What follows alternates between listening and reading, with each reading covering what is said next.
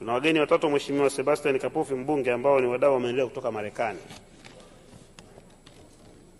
Wadau wa maendeleo kutoka Marekani, karibuni sana.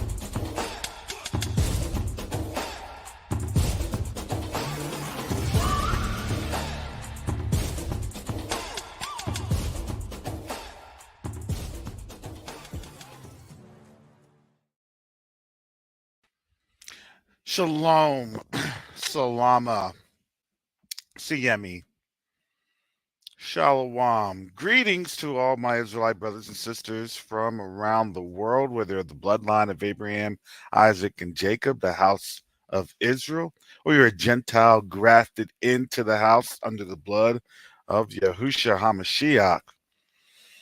I'd like to welcome you all today for this Quest to Unite Africa Friday. During these special times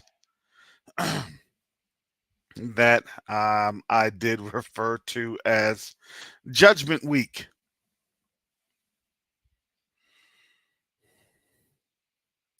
Yeah, there was some hustle and bustle going on in the wee late hours, and I got a chance to put together over my about 10-15 minutes that I was working on doing 6-7 things at once. Don't get distracted by the hype.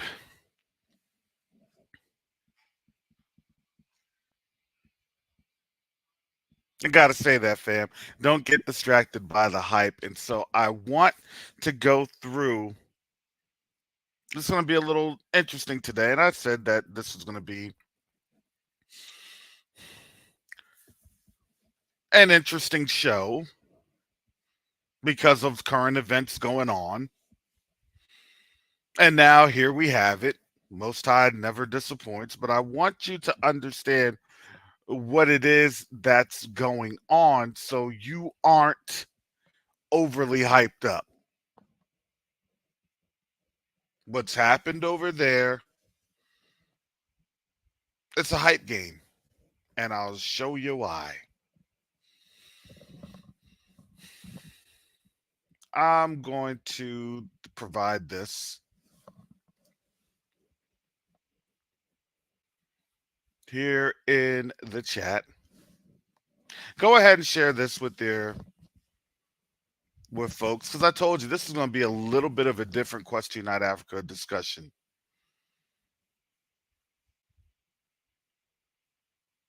And especially for the time that we're in, we're going to delve into some things a little bit more deeply. But I have that post. I put that in the chat, and now I'm going to share it on the screen.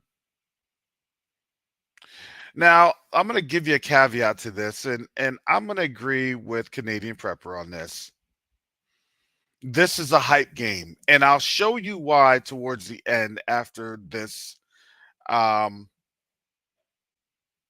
this analytical discourse. So they'll put here Israeli official security and governmental sources told the Jerusalem Post on Friday, an eye for an eye, a tooth for a tooth. Israeli retaliated with their attack. They didn't really name the source. So what does that mean? That means anybody could have said it. Anybody. Who are you talking about? Who's representing? I don't know. Who knows? Here's this. That said, officially, Israel will not accept responsibility for this attack for strategic reasons. They didn't do the attack, not on Iran. And so let me show you this. It says sources explain that the Iranians claim it was an explosion on a factory because they wish to avoid escalation. These are all lies. I mean, I don't know what else to tell you. It's ad hominem. Israeli sources told the Post that it is unclear why the Pentagon disclosed to the American media that Israel was involved.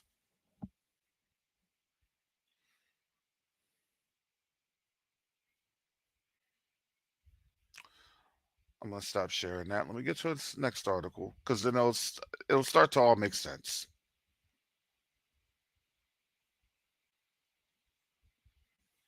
Because there was no limited strike on the factory.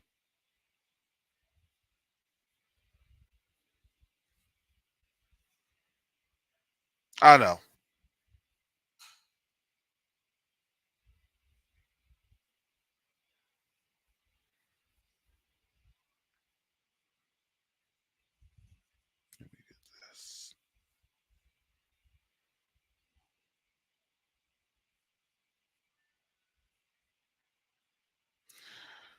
Breaking news: Iranian commander. Now this is coming directly from Iran. This is on X. Iranian commander says Iran has identified all Israeli nuclear sites and is ready to react to any attack. Any attack. I'll put this on in there for you all to go. You'll because you're going to start to understand towards the end what's happening with them making really a big deal out of nothing.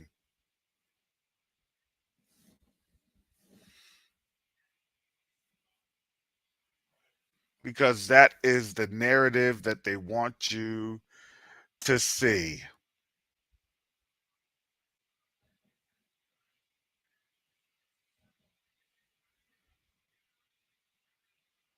This is from Yahoo News.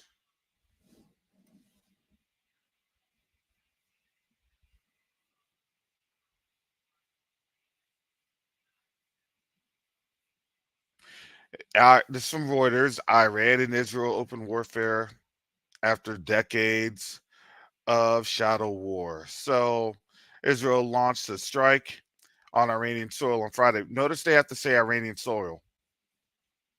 And I'm going to tell you, remember that nothing, remember what the general said at any attack.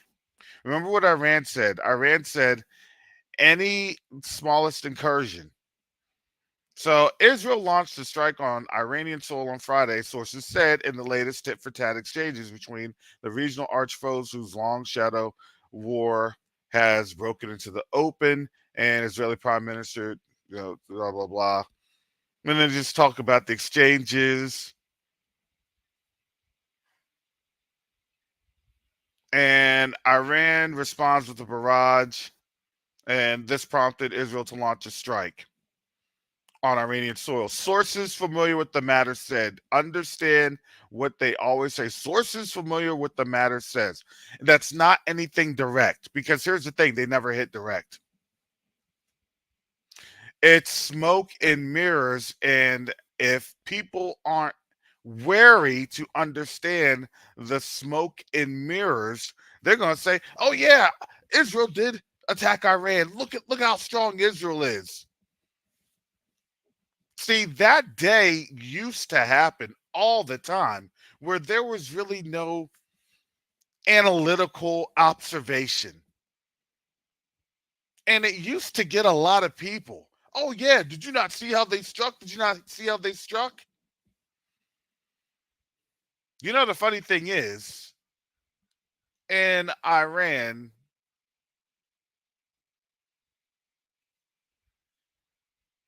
they're saying here, If you want to see what's happening, here's what's this real-time footage. They're given real-time footage.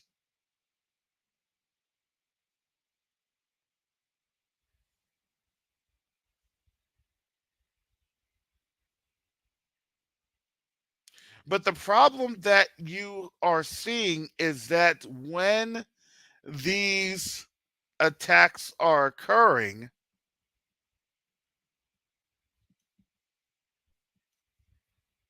it's being purported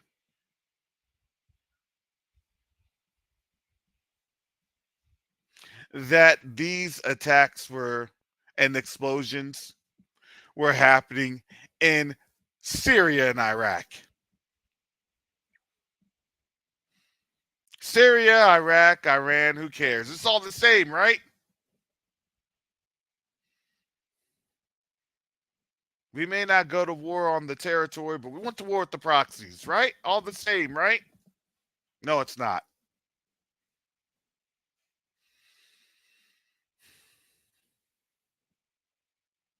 It's just the same playbook that they've always used. I've told you, they're afraid to go to war with Iran. They've always been. They know that they have to go, but they want to go with the best option forward, and that's to have the US and the United States, or UK and the United States,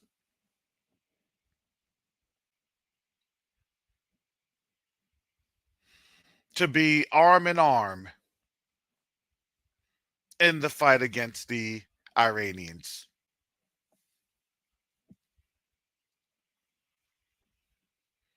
Why do I say that?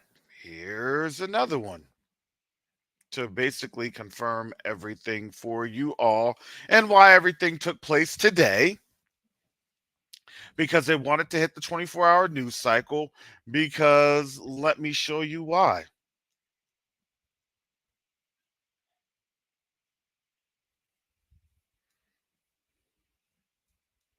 I dropped the link in the chat for this.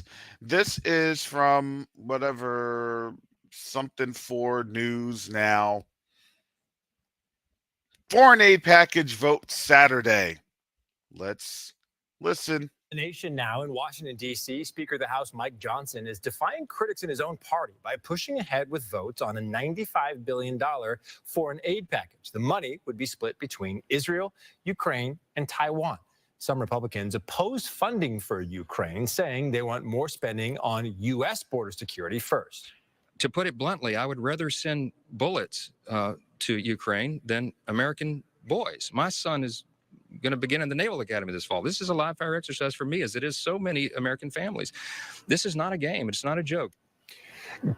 Johnson says he wants to pass a potential ban on TikTok. At the same time, the speaker is likely to get the Democratic votes he needs for his new aid package, with President Joe Biden now throwing his support behind the bills. The House could vote on them as soon as Saturday.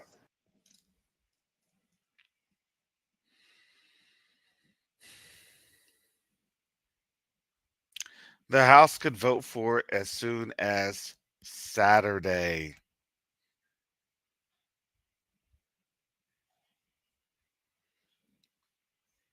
Does this make sense?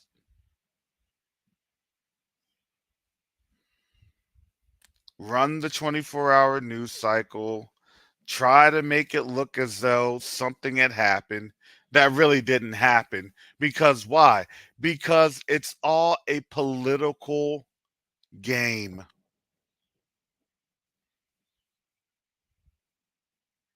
So why did the Pentagon leak the info on the attack? Because why? Because we're trying to get an aid package on through. And when the aid package comes through, okay, now then you can respond. Israel can now respond with the green light because the aid package came through, and now you have the undying support of the United States through policy. Do we all see this? Do we not see this happening? It's a classic okey doke. Yeah, we launched attacks on Iran and we quote unquote targeted Iranian infrastructure that didn't make it.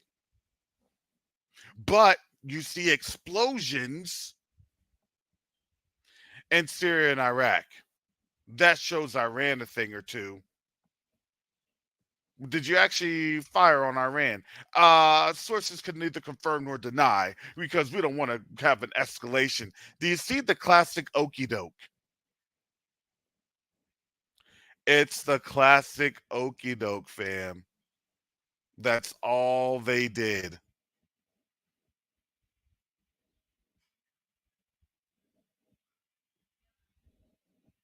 So the people, yes, Charles, they're being played right in front of our eyes.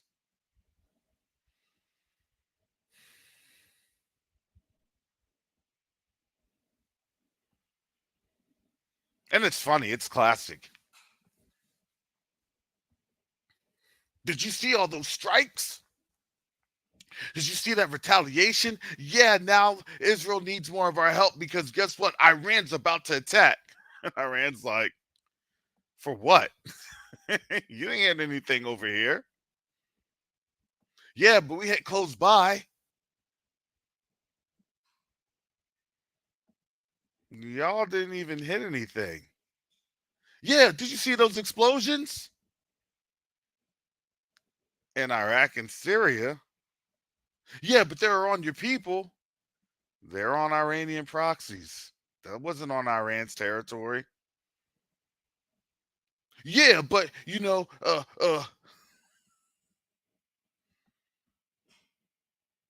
we've been conditioned over in the West to accept any single lie that they have. And it's pretty sad.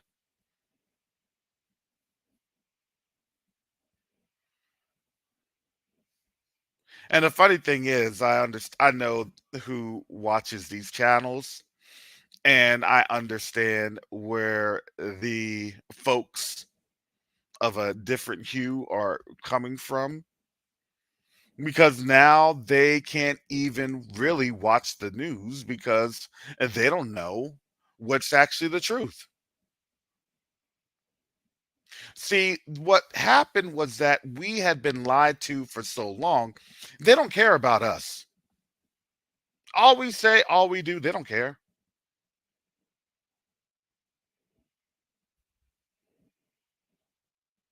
We have been a denigrated, demoralized, dehumanized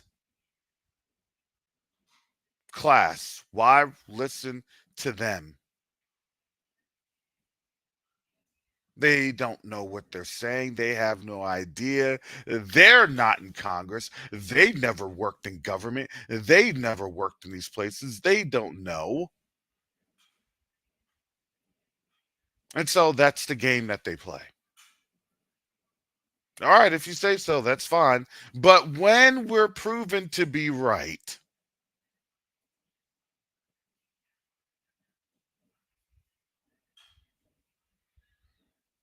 then they want to get mad at us and say, well, how come you didn't speak on this louder?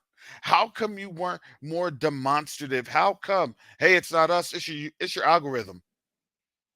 Blame it on the tube, blame it on the algorithm.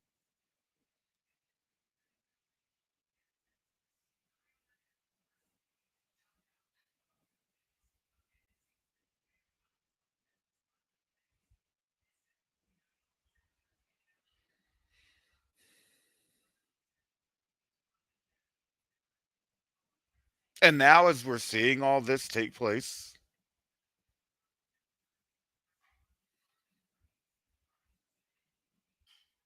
we've been saying, look, here are these ominous warnings and ominous signs. You don't have to believe us. That's fine.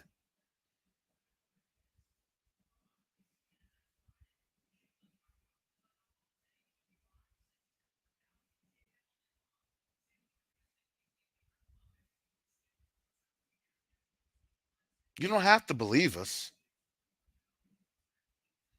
But understand how you're getting played in front of your very own eyes. See, we already understand the roadmap.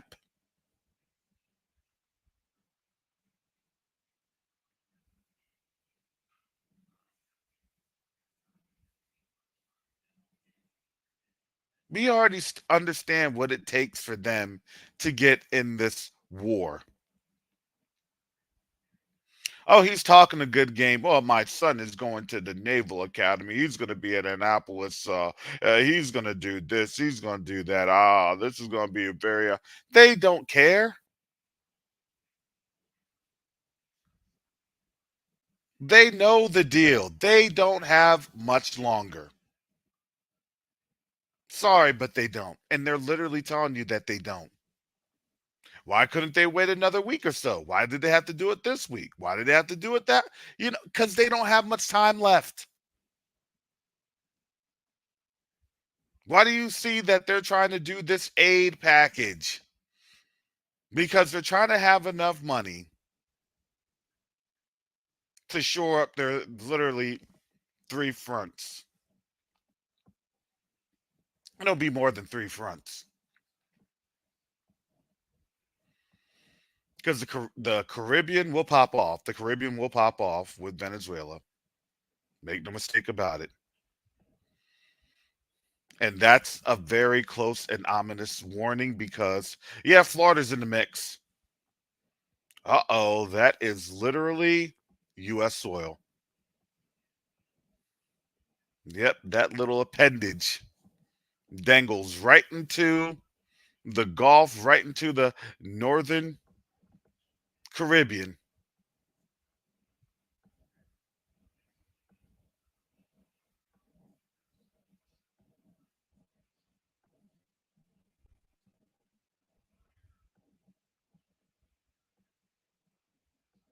That means that something can be reached.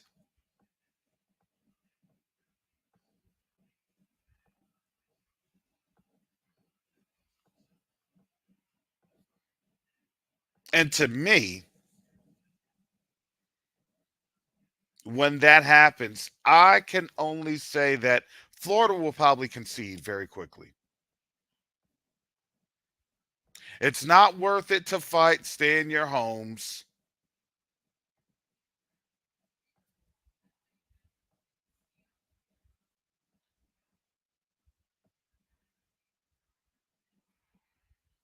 That would be where their beachhead gets established.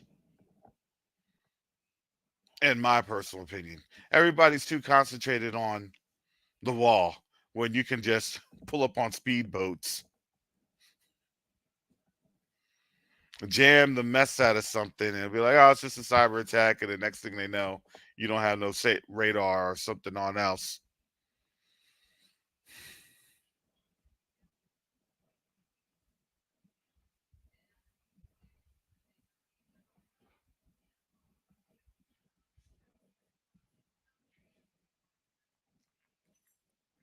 And I know a lot of people are probably shook on that one because they can see that reality coming to pass pretty quickly.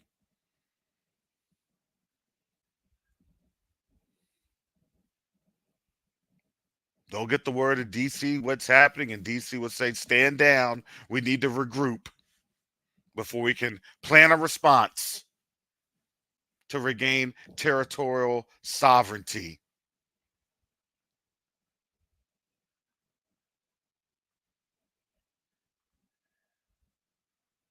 Why did you think that they had all those folks training there in Cuba? Why did you think that they opened up the ports to Cuba? Hundreds of thousands of Russians flocking to Cuba. I'm sure they are. Russian tourists. I'm sure they're all tourists. Come on now.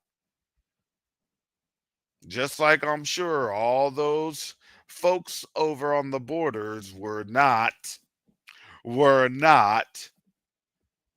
some sort of a hybrid force.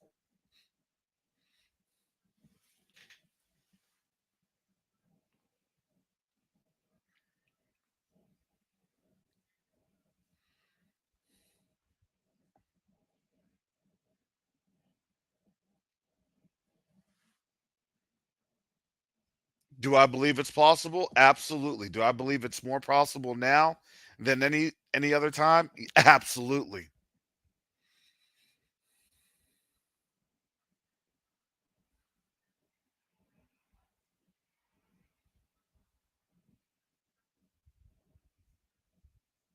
They'd only have to come up to Orlando. It's not too hard. Florida is literally segmented off in the middle of the Everglades. It's actually a very easy segmentation because you already have the east and the west cut off.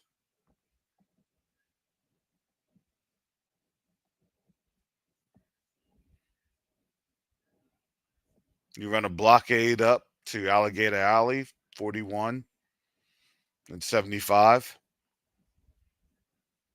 And then you have restricted terrain of the Everglades.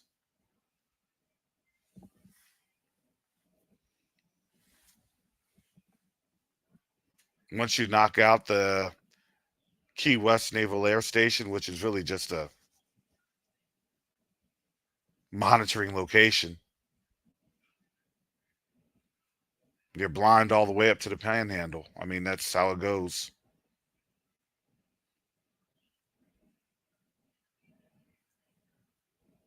This isn't anything classified. This is all open source.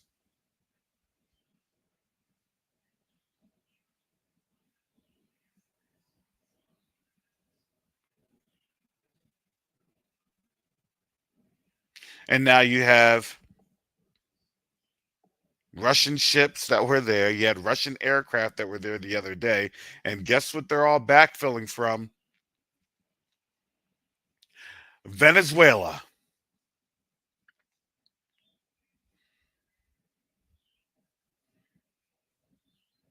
That'll be an easy island chain operation, overflight operation from Venezuela to Cuba, then from Cuba to South Florida. You could backfill in troops in a matter of hours.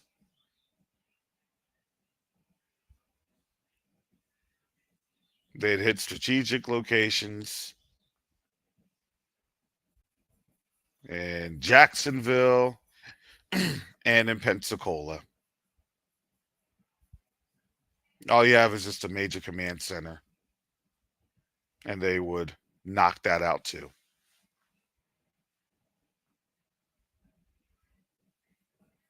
They always talk about Mexico and this and that. Why? The real target for me is Florida. You can have a beachhead here very, very quickly.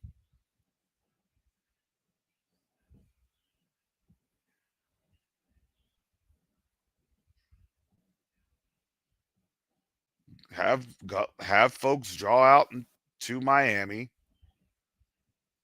You knock out the roads, and then you don't have any support from Western Florida and their National Guard forces.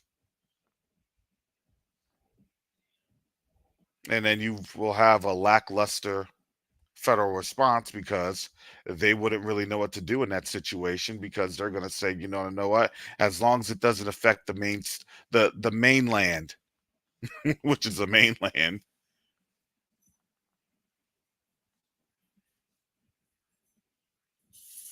Yeah, we think that things will take, weeks. No, they could strike.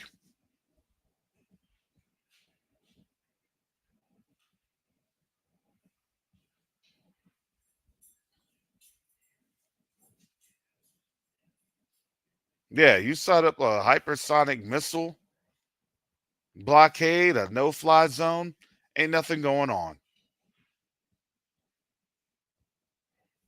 Anybody in Florida, including myself, will be under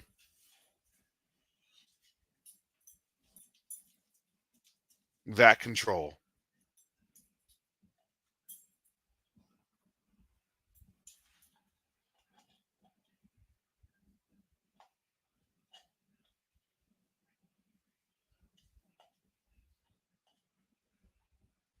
because it doesn't really take that long. They could probably clear a good 300-400 miles, and they have range. They would have the range that would bring that on in.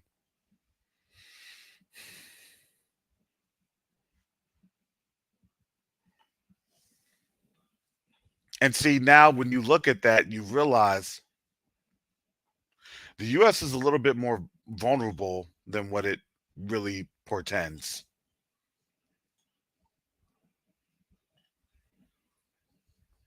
Remember all these Chinese and Russian aircraft and destroyers that were in the Caribbean Sea? See, a lot of our folks tend to forget it because why? Because it's the 24-hour news cycle, just like this. 24-hour news cycle. They're going to hype it on up. Channel's going to come on out. Did you see what happened? Did you see what happened? And then they don't even really give any good analysis.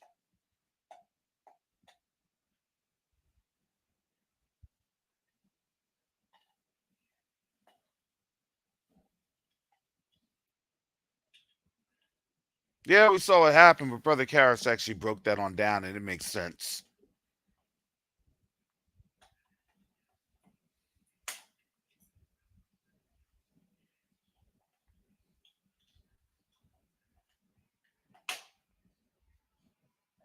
And then they'll run it again in a couple days. This is always what happens in about 48 to 72 hours after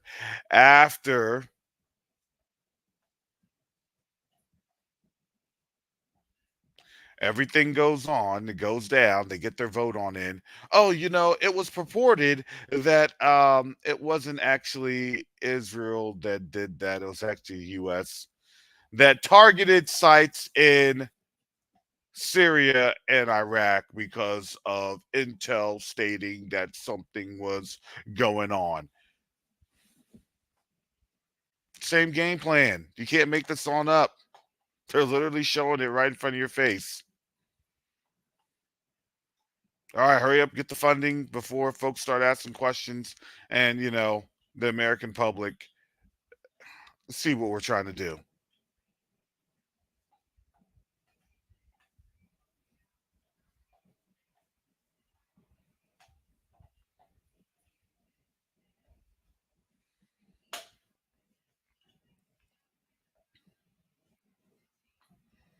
Classic smoke and mirrors. And it's a good smoke and mirrors operation because you should have seen how many messages and texts I was getting. Brother Karras, is this the end? Brother Karras. Then I had to look and I had to realize, nope, they're asking for funding.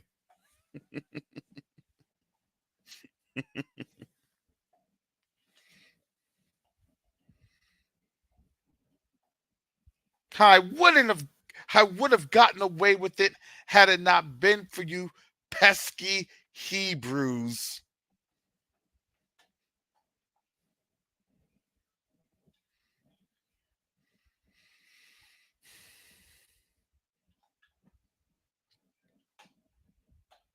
Like zoinks.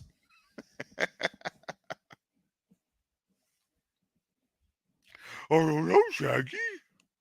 You look scary. I know, Scoob.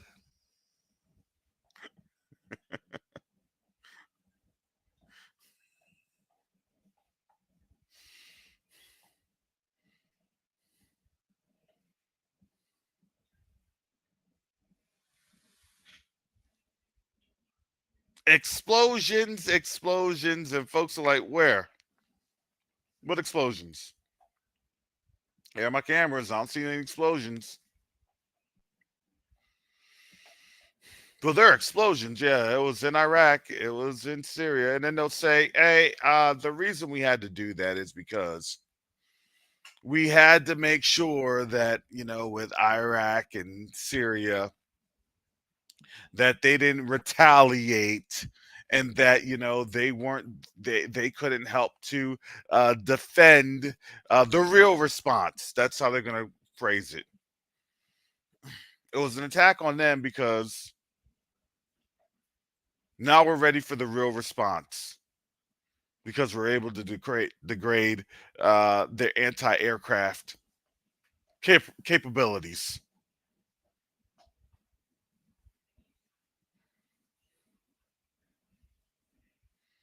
I'm telling you the game plan.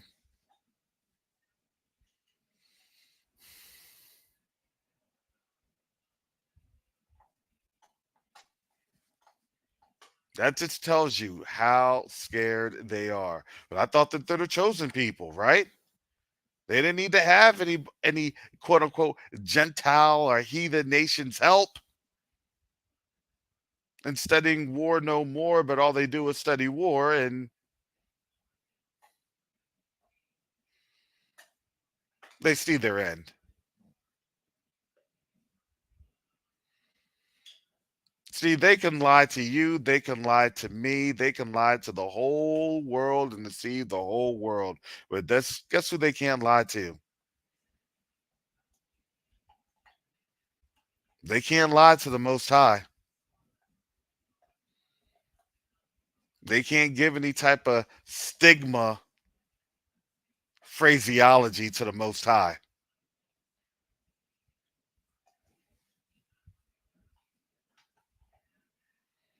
Say what you want to say, do what you want to do, act how you want to act. But let me tell you, when it comes down to the Most High,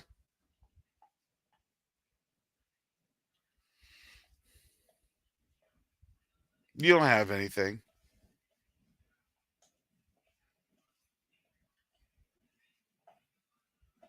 There's nothing you can do about it.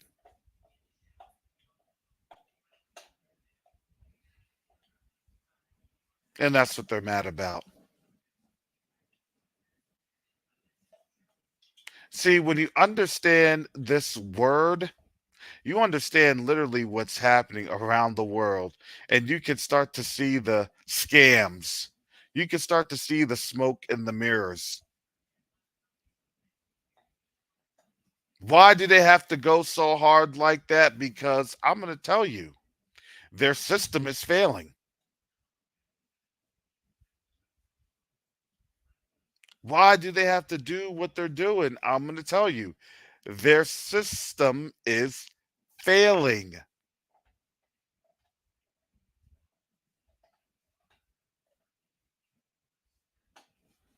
They're not going to ever tell you they may be on the last weeks, months, days. They won't tell you that.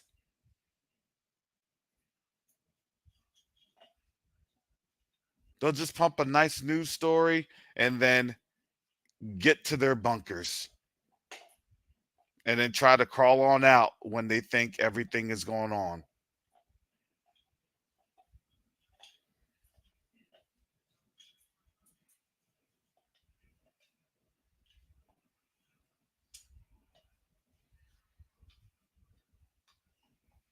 I believe the Western media has been able to control all, and we're seeing their greatest exercise and control. You have to understand when they do these exercises and control, when you perform, everything that is done becomes highlighted, and then you can see what they're doing, and that efficacy, the effectiveness, becomes diminished. Diminishing values, right? Diminishing returns.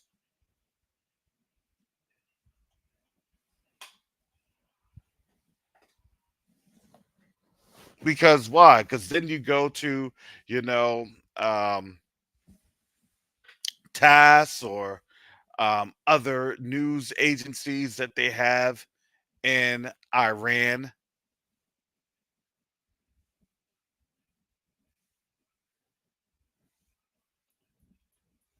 and that you look and you're like, oh, nothing did happen. Well, how come they're saying this happened? How come they're trying to report that this happened? How come they're trying to do this and do that? Because it's all a game to get you believe that to get you to believe that something happened,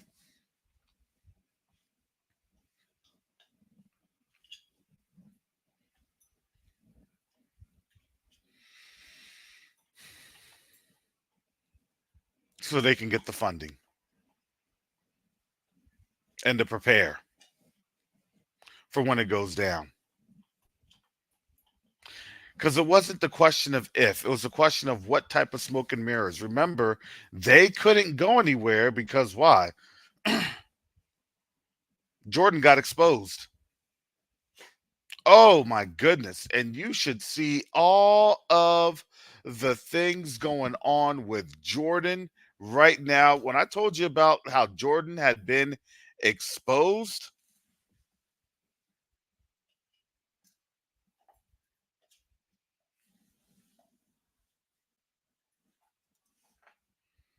and the Jordanian backlash, I got to make sure.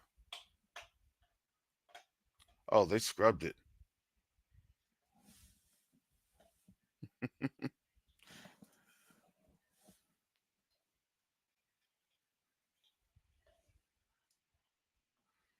There was a ton of protest on the street.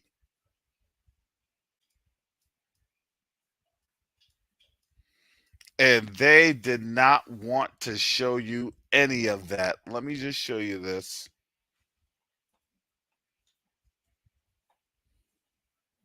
I'll put this up on in here. This is as of Thursday. I gotta give you you gotta see it in front of your eyes so you can understand. I have this shared. It's the link is in the site. You all can see what I'm seeing. Voice 7 News. Jordan faces backlash over alleged aid to Israel and preventing Iranian attacks. This is Voice 7 News. Massive protests have erupted in Jordan following allegations that the government assisted Israel in thwarting Iranian drone and missile attacks. The protests stem from Jordan's reported interception of over 300 and drones and missiles launched by Iran towards Israel's territory last Saturday, marking a significant escalation in tensions in the region. In a statement, the Jordanian government defended its actions, stating it was a necessary measure taken in self-defense to protect its people. That's the cop-out. I told you. Because I told you, here's what I said. This is the sentiment on the ground. I just said it yesterday. And here it is. Hussein, a Jordanian protester, expressed a frustration, stating, "I am very upset with the way Jordan has protected Israel." They didn't have to. They didn't have to worry about shooting down any drones or missiles. They already know that. Matter of fact, when you do shoot down drones and missiles that are overflying you, guess what that does? That creates more of a safety concern because you're interdicting them via mid-flight.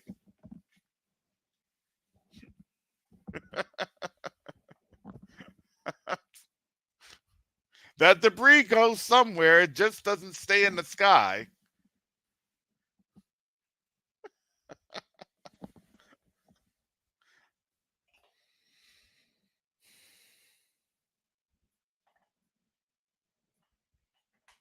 It goes somewhere. You interdict it over Jordan, it's going to fall over Jordan instead of it going all the way to its intended target. It makes no sense. That's why people are protesting.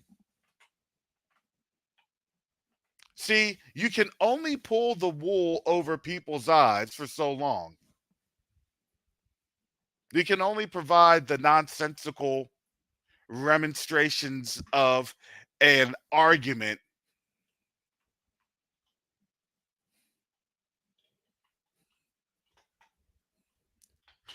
That is totally asinine in nature.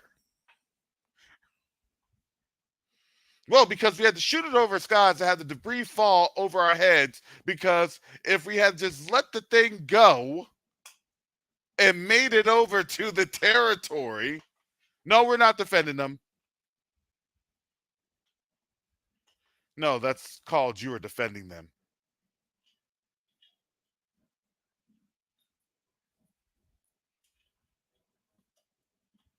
Do you see how they protest because they're like, I'm sorry, but we're not black folks.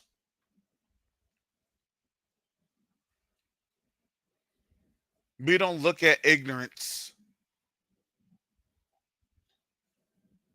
and just, eh, nothing we can do about it. We've been given over to the curses. Nothing we could do about it. All we could do is, and just let the Most High be the Most High while we're in our captivity. Eh, I'm just going to sit back down and go back to sleep and make sure I have hot cocoa. Gets the body nice and warm and tingly so I can lay down under these covers. Eh.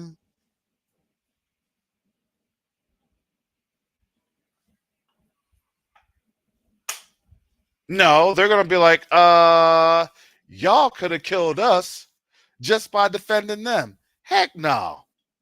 Time to take it to the street. I don't even have the article in my hand yet, family. And I'm like, this is the article. I said, Jordan does these protests and it will probably protest. And yes, it wasn't just 1 or 100, thousands of people. They shut that city down. But they were not going to show you that. They were not going to show you that. Because why? Because the whole effort now is to shut down news.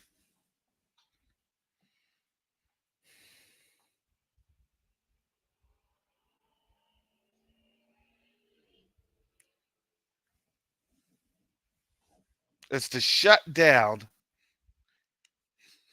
the news cycle.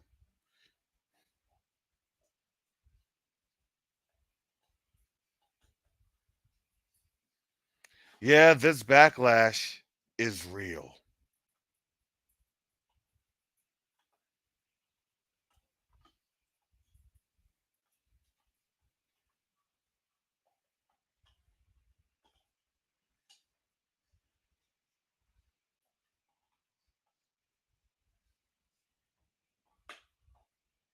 So what can they do to shut down the backlash? Well, the backlash is going to happen, but they're not going to show you.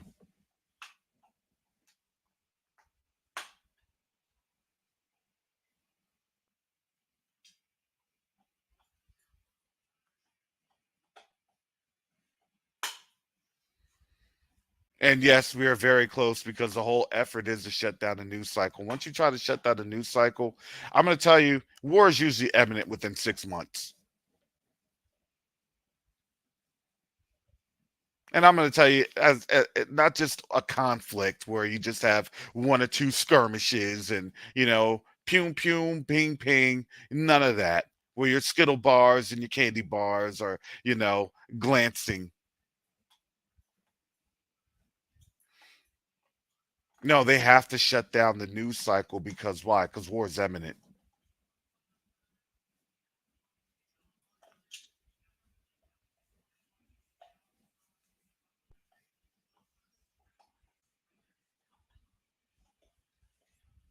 And then they'll give you, like Peace Corps stories. Oh, we're doing such a great job in the area. See, we're feeding this to little Mariam and Omar. They're getting meals. And then they'll show you that those are photos or footage taken like 6, 7 months ago that they're trying to rehash. And the next thing you know, there's conflict in the Middle East as battles are brewing and occurring. Armies are being moved in. Dun, dun, dun, dun, dun, they have the dramatic news music. Well, how are you telling me this today when yesterday you just said that little Mariam and Omar and Jasmine they're getting,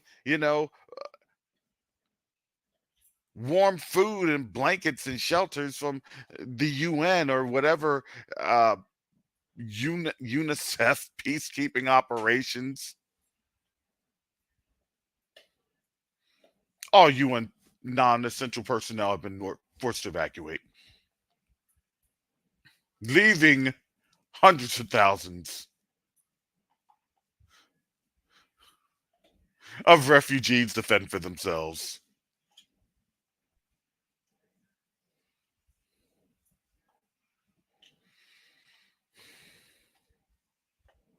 I don't think people remember that a while ago in Darfur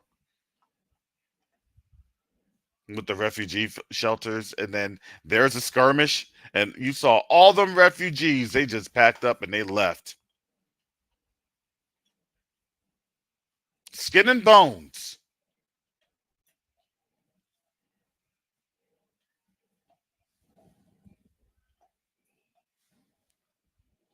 Skin and bones.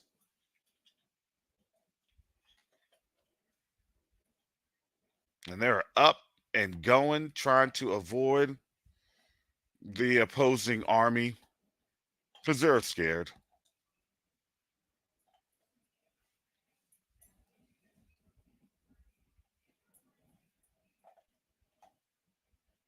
Yeah. It was actually in 13 states that the 911 systems went down. 13 states. Probing operations to do what? To shut down communications. Don't just think that it's not internally done, but it's also externally done.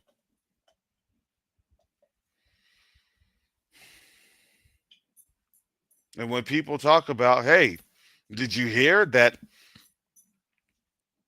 communications were affected? Then those adversaries that did the operations, well, guess what? Now they're hearing how effective everything is, and it's them that reports it.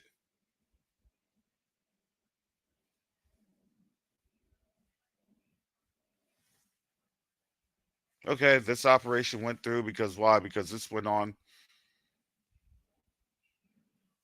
through the main channels. That's what they do. They look in open source. They're looking at what the media reports are saying. Hey, here's this article. We have 7, 8, 9, 10, 11, 12 different articles that's showing the effectiveness of this operation. Okay, cool. So what are they putting? And then they give them the metrics. That's the feedback on an operation. And they're literally giving them the feedback.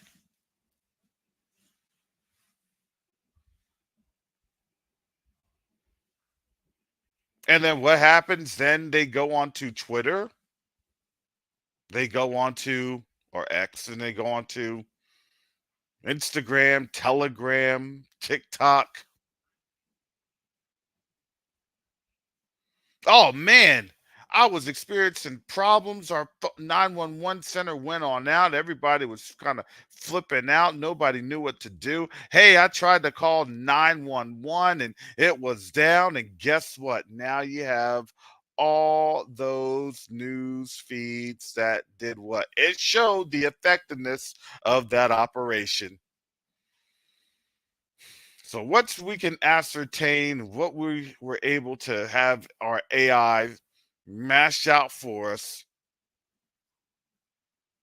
when we hit the button at this time, it took about 15 minutes for a response to be elicited.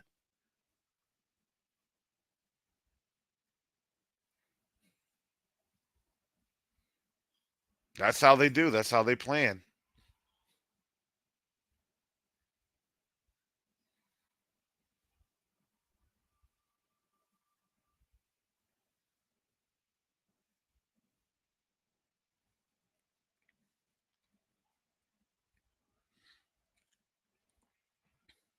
So if they have other operations that they're getting ready to step up, they know how long it will take to cause a disruption.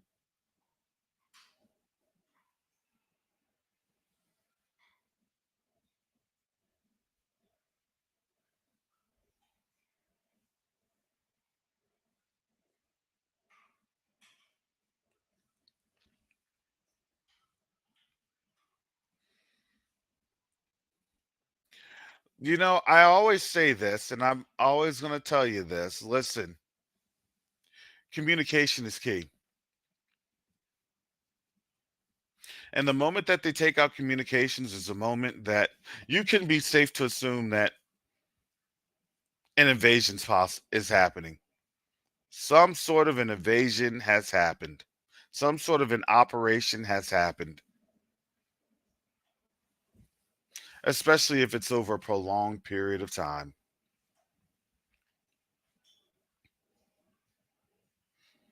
And I say prolonged to be at least 96 to 120 hours.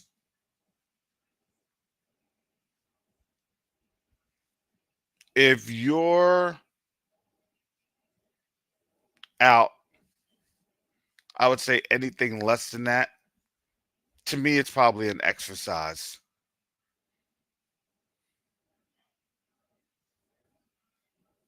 Because, 48 to 72 hours, I think that's an exercise. 96 to 120 hours.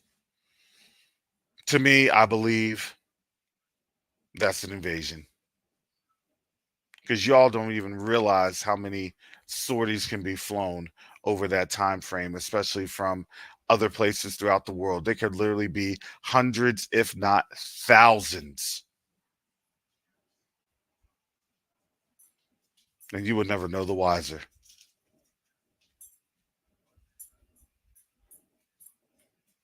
And people would be too panicked to even understand what's going on, because you want to know why. With telecommunications being down, you know what folks are going to do? They got to stock up.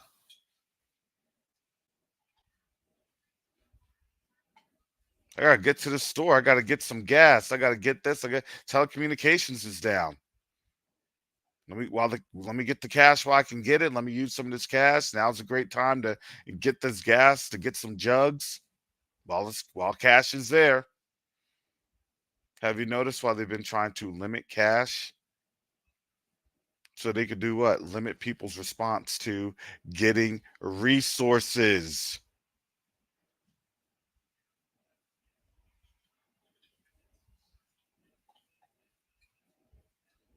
Just stay in your house. Communications is down, but guess what? Electric is still on. Please don't do anything sudden. If you have issues, concerns, contact your local authorities.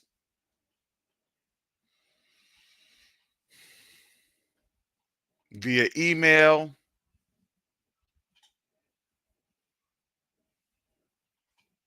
Or your local authorities will make announcements over shortwave radio emergency broadcast systems. Those are default systems.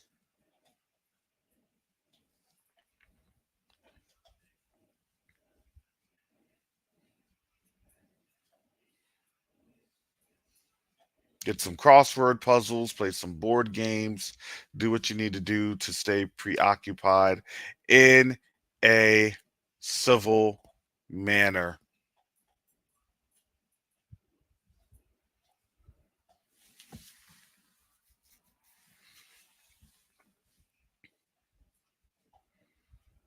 At that time, people will be panicking and flipping out. And then when you have panic erupt amongst in the streets, then guess what? What can you do when there's an invasion taking place and you have panic in the streets?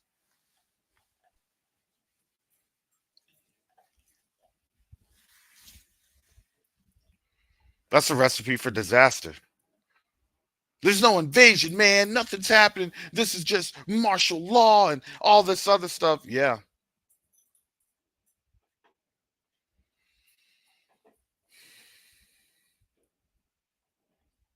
Systematic confusion. And then who do you know that always tries to get us involved?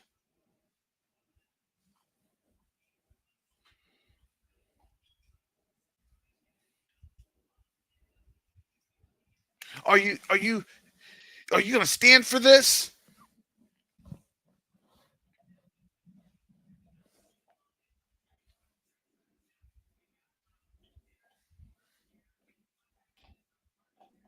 You need to be on our side so we can get this together. We need you to react.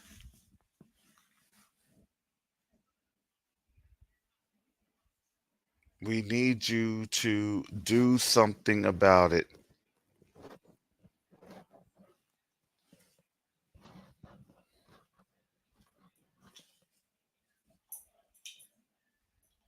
React to what? React to who? I don't know who's friendly. I don't know who's foe.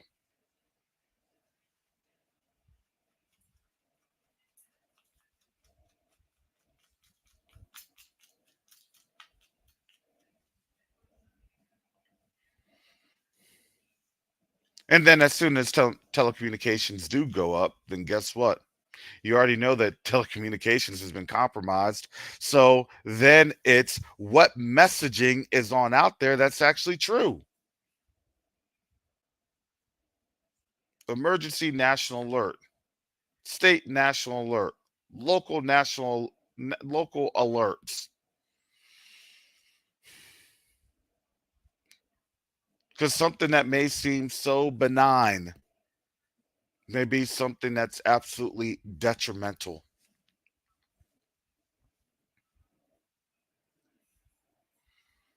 Don't worry, please resume normal activities.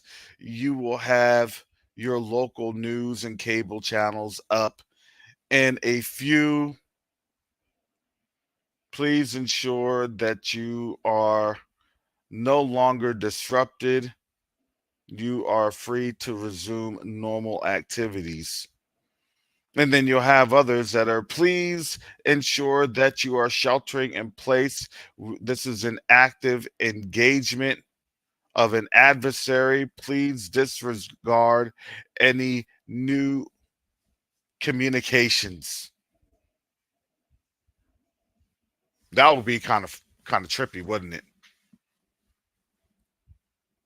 Man, I'm getting these Amber Alerts on my phone, and they're saying everything's good, and one's saying everything's bad. Now, I don't know what to believe, but if I don't go into work,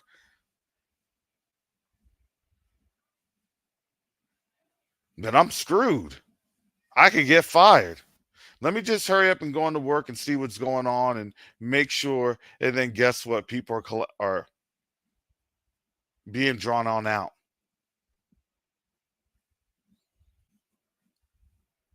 People are being drawn on out, and they're pulling up in different places. And as they're getting to there's a strike, there's a strike, there's a strike. And then you knock out what?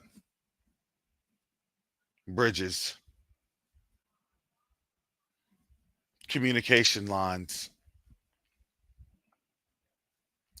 Mass hysteria doesn't begin in the house. Mass hysteria begins when people are projecting a normal and safe day. And so then they're going out to do their normal and safe activities. So then they believe nothing's happening. No, when you're caught up in explosions, when you're caught up in trying to figure out how you can get your vehicles on out of different places,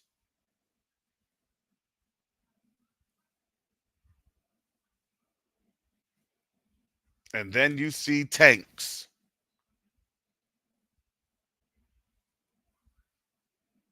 on the streets Because why? Because nobody's going to tell you what places are safe or not.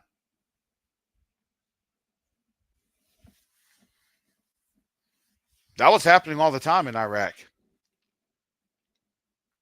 Folks were trying to get out of Dodge. And nobody knew who was friend or foe.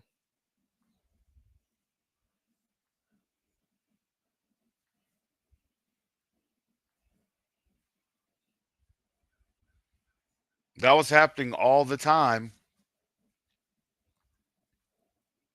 when ISIS was bearing down on Mosul.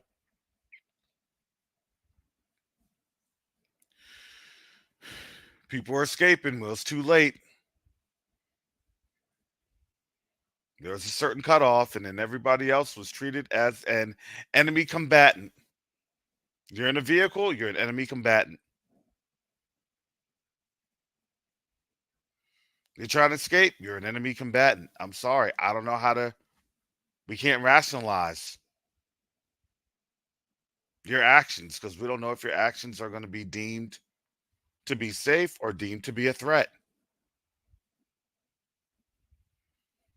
And sorry, I'm giving you a little bit of physical security, combat, operations.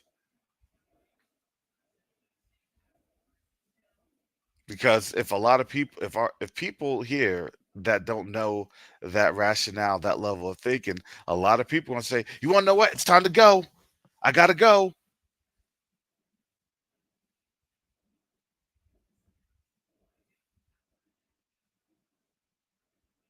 That's why it is for real. Save up, stock up for at least 2 weeks. Because then you'll get notified somehow, some way.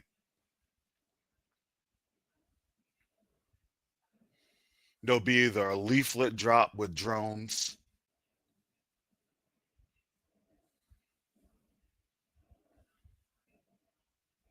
or there'll be other radio communications, depending on the frequencies that you have. If you have short wave radios, there'll be a transmittal of some sorts.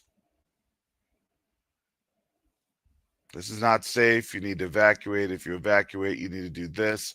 These are the instructions to evacuate if you're coming east or west.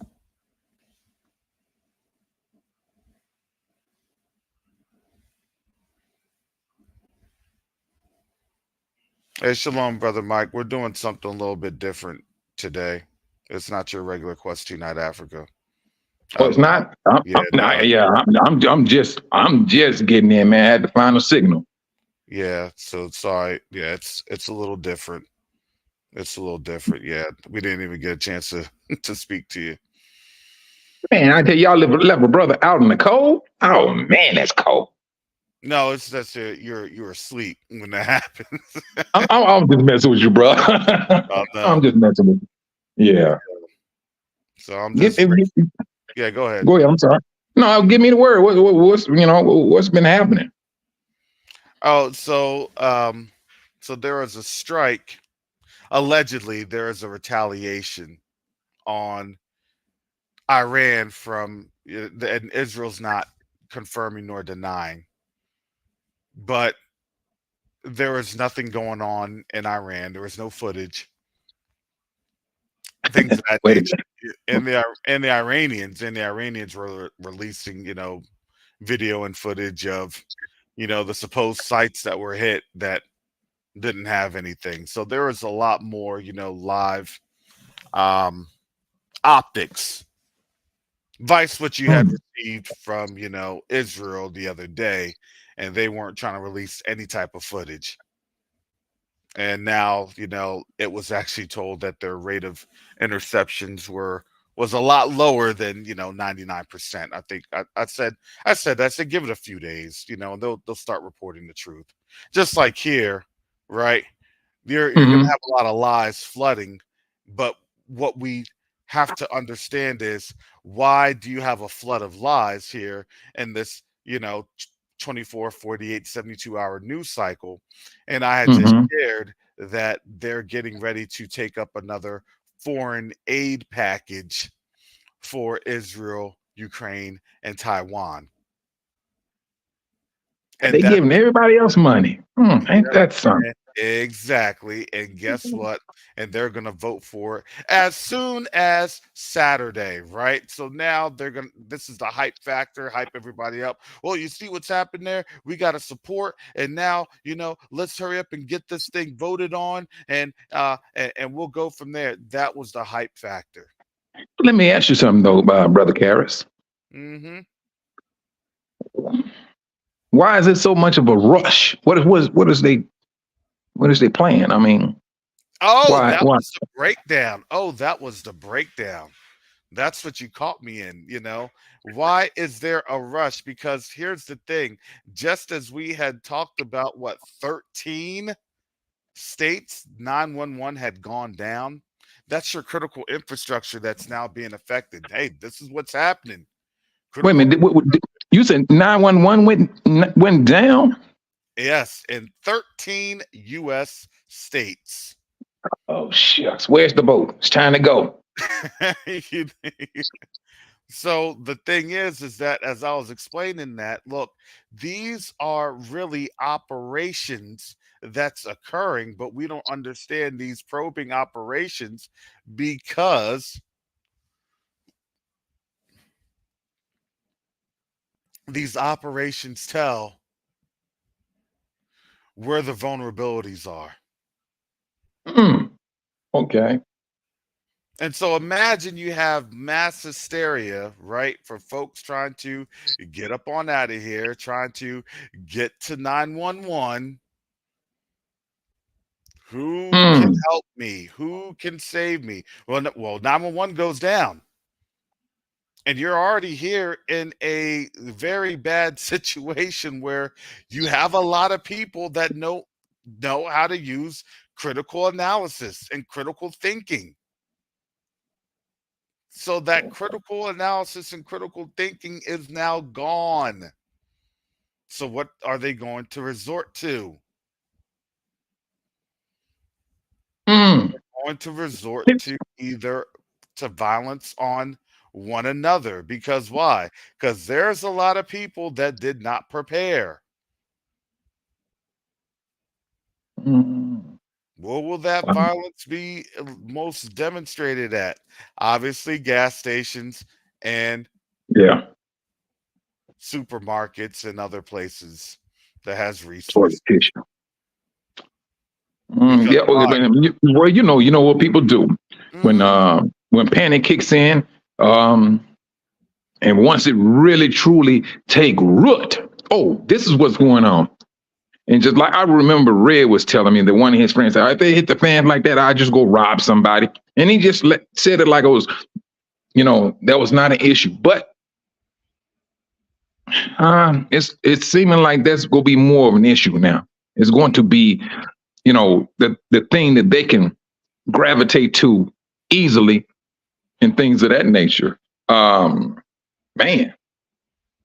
But then at the same time, didn't you say that Israel is not denying nor confirming that they did retaliate? Yeah, because here's the thing. They know that they're gonna once the reports come in that there was nothing that happened except for explosions in Iraq and Syria. That's usually what always happens. It's going to be explosions in Iraq and Syria. But don't that sound like don't it sound like a punk move to you? It sounds is. like It is. All That's right. why they said All right. All right. they're not confirming nor denying. And to me, I look at it as it's more or less the United States doing that. So then, they can see, nothing was shown because they're gonna have satellite imagery that's going to be pumped to them from the Russians and the Chinese. Hey, look, the signatures show that nothing was launched from out of Israel. Things were launched from out of the,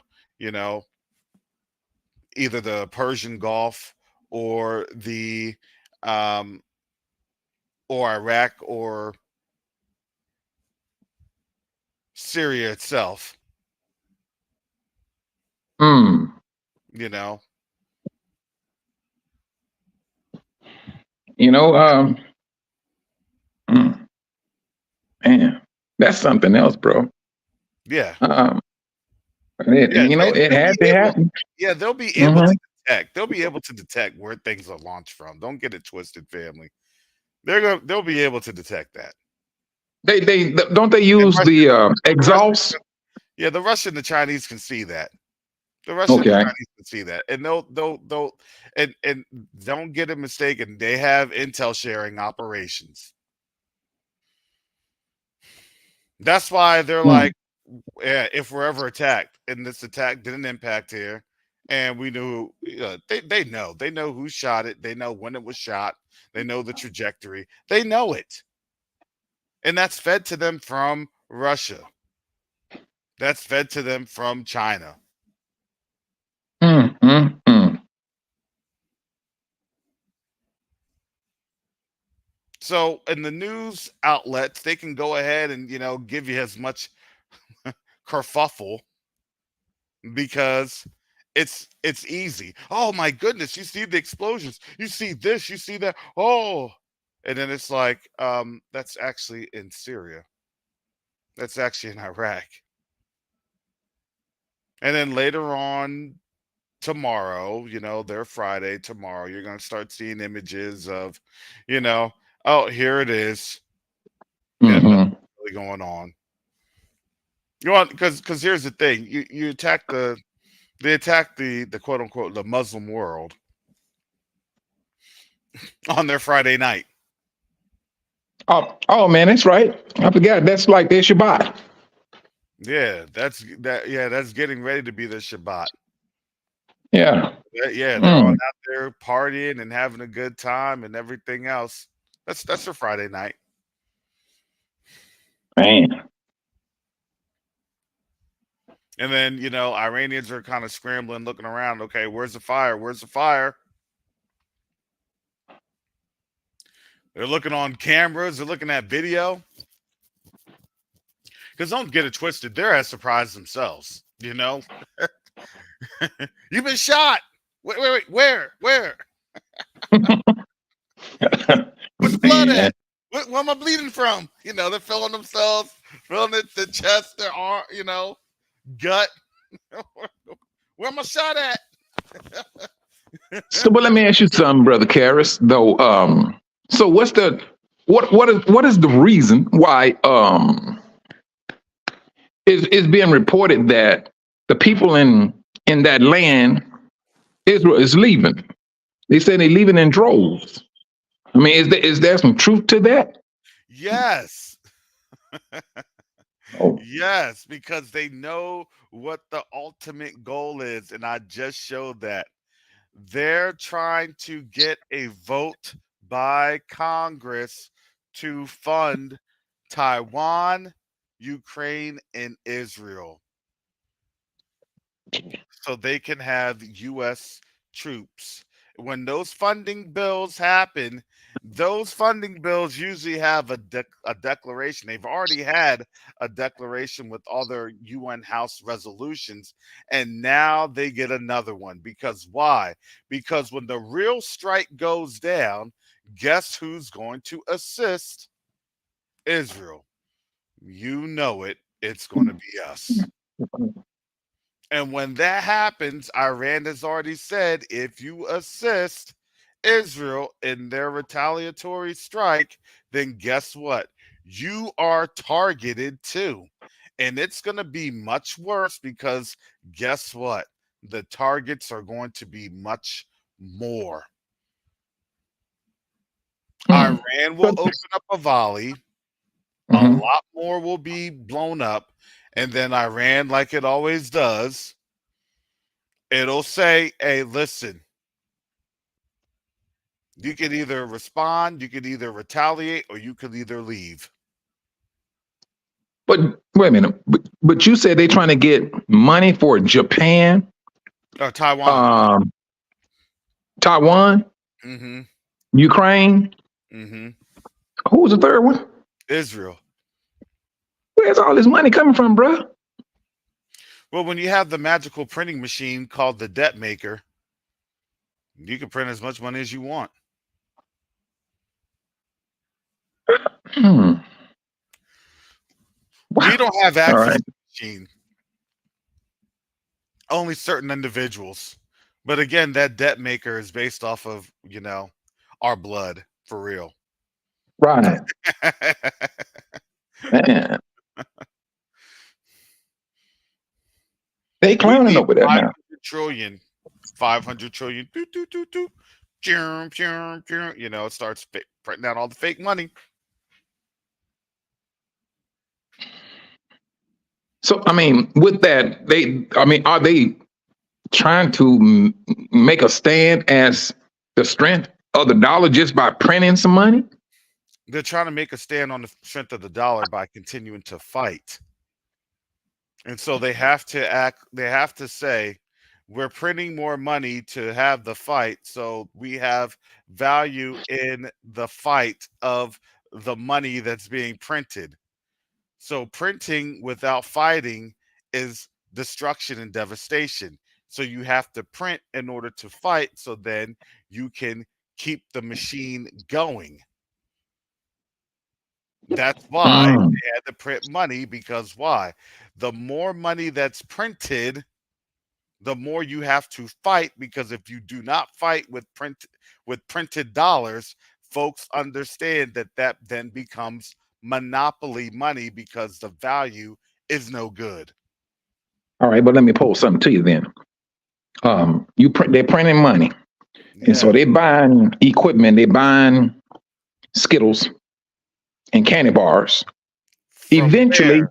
From where? I was about to ask you. People. Exactly, from our own people, from our own folks that are under the dollar economic system. So now, if these folks want to actually buy something outside of that, that's then now parodied for gold, what may have cost $10 a couple of months ago is now costing $1,000. Because why? Because now gold in the rest of the world is now at parity. Mm-hmm. Well, it's not parity, it's actually the standard. They're trying to standardize it. So what do you think happens when a dollar collapses and there's no standard? You have to standardize it to gold, which will then make the dollar plummet. This is why when you have these fiat systems that don't want to adhere to a gold standard, they always break down in the end, and they always collapse with some sort of a last hurrah of a fight, of a conflict. And then when they die, it's not that they don't have power, strength, or might. No, that's quite the opposite. They're actually coming in with a lot of power, a lot of strength, and a lot of might. The only thing that they don't have power coming into with is the finances. Mm. You could be as strong of an army as you want, but if you don't have people selling you the equipment to fight, guess what? You're going to die. You're going to die in the vine from the lack of supplies, which is what they have going on. Nobody wants to purchase anything with a dollar derivative, because why? Well, guess what? They're not trying to peg it to any gold. Russia and China said what? We're pegging this thing to gold. As a matter of fact, because we're pegging this to gold, guess what we're doing? We're doing the new development bank. So now your settlements can be done in gold. Well, I'm sorry. Anybody that says, hey, I'd rather go for the gold than the dollar. This Mm-hmm. is how civilizations have collapsed. Not civilizations, but nations have collapsed. Because why? Because now people are trying to gobble up the best of their resources, and they're no longer going to have that centralized currency. Man, your currency is worthless. We use this gold standard. Your currency is worthless. We're using this gold, and this gold is printed right. You can melt it on down, and you'll still get the silver ounce, silver gram, the gold gram, the gold ounce. Yeah, it wasn't a question, family, of if we're going to fight. That was never the question of if we're going to fight. That's why I said yesterday on the Covenant Awakenings channel, this is Judgment Week. It's not going to be if we're going to fight. It's going to be, it's always been when they're going to fight, because I've always said they have a timeline that they have to adhere to. They know when this thing collapses. They literally know. It's just us that doesn't.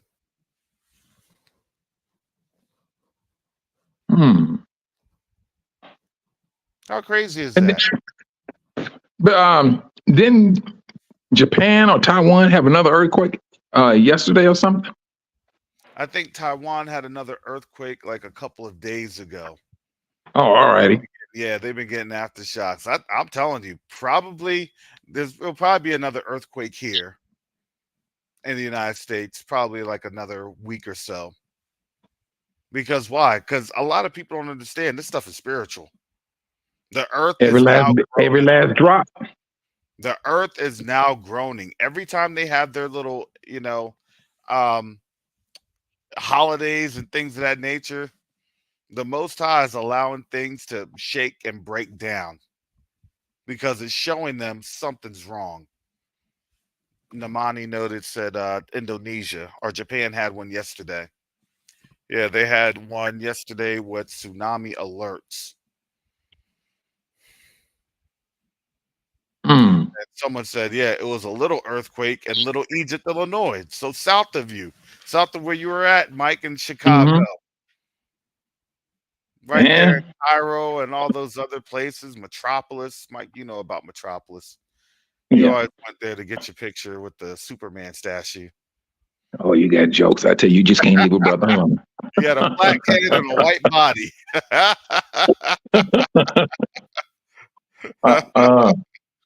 Man, but looking at this stuff here, I tell you, I'm just thinking about, the brothers and sisters that's still holding on to, whatever they call it. Like one brother I knew, like I said, he had like 500,000 tied up in his house. I'm like, bro, you need to, hey. It's level to the individual. But when you see all this stuff happening, teach his own and how they move. To each and own or how they move and things of that nature, because they right here printing money like the world is not at the highest state of its lifetime, or at least a nation. I ain't gonna say the earth, a nation. The United States ain't never seen nothing like this before. No, it hasn't. No, it hasn't.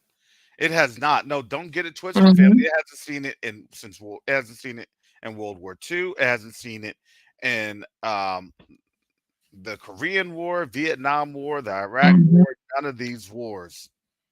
Now you're starting to see this is something that's going on that's crazy. Got a lot of political people nervous, and they even speaking about them being nervous. People that served in the military, they voice and they say, I'm not scared, but I am very concerned. They still trying to they still trying to give off a sensibility that I know what's going on and things of that nature. We just watching things closely, but at the same time, they nervous. Hey, we never experienced this before. Yeah, this is a nervous state. Yeah, this is a nervous state. Look, when people were panicking about what was going on last night, it was, oh man, it's the inevitable. Oh man, it's like, yeah, it is, but hold on. No need to get thrust into panic you know, they were just trying to utilize this to get the funding. I still believe that the real strike is going to happen sometime after Passover.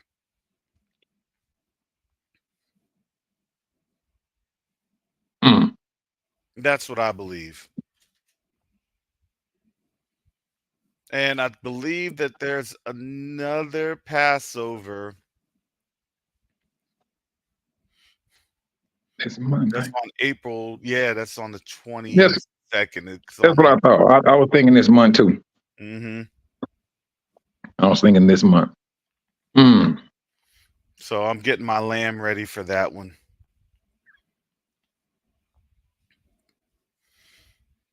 And what day is that? What day is that again? What day is that again? I think it's Monday the 22nd. The 22nd. Okay. Yeah, it's Passover. Okay. Hmm. One was the 24th, March 24th. This one's the 22nd. Yeah. I'm just gonna celebrate it twice. I mean, listen, no harm, no foul. Yeah. I mean, that's how I look at it.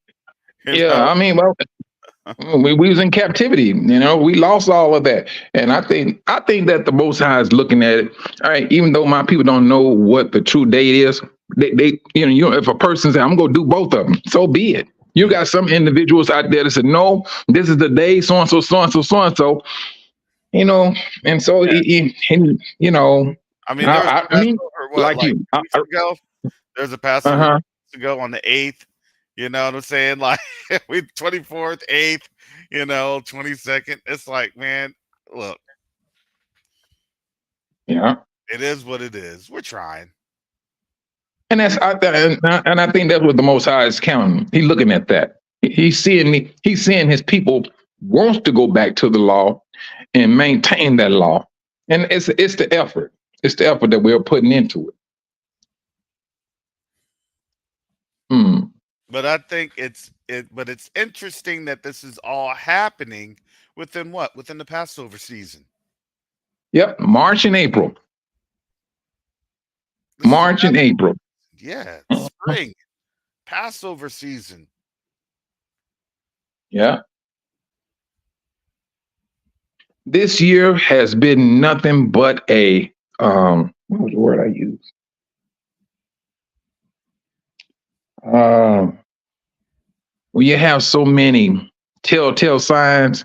Oh man, it was a certain word I used, and I can't even think of it. Good night. But this year, there were so many blaring signs of 2024, and we in what is it? The 4th month, April. We 4 months in. Mm-hmm. 4 months into it. I tell you, there's a lot of red flags for this year. Yeah. A lot of red flags. I'm like, man, please. I'm not trying to be naive. I'm not trying to fool myself as to, hey, I mean, about 2 years ago, we was talking about, I remember you was saying, no, I give it to 2028, 2030. I think that's when everything go hits the fan. But as we kept, we kept seeing things. And then 2024, it started balancing itself out. That scale stopped going back and forth. It started to slow down. And we just seeing some things that's happening. And I mean, man, there's some things that's happening. Wow.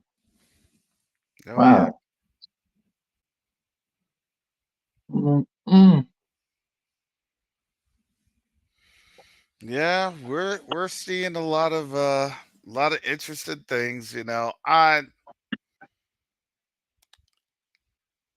have to I have to kind of, no, I'm not going to laugh, but it is oddly interesting. It is oddly interesting how we're seeing what we're seeing in the time frame that we're seeing. Look, everything is ratcheting up. Yeah. And I'm going to tell you, the reason I knew that wasn't honestly a real strike,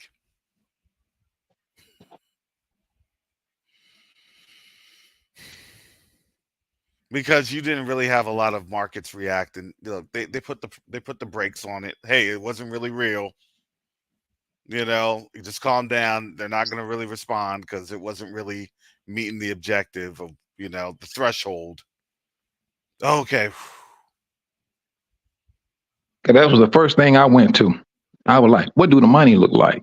What do crypto look like? And I was like, man, this thing is still, it ain't did nothing. I mean, it went down. I'm like, okay. I mean, usually it's something, they did something. And then it'll skyrocket. Yeah, Exactly. uncontrollably. You knew nothing was. He knew it didn't really have an effect because there was really no skyrocket. Oh, we're playing a game right here. We're playing the game right here.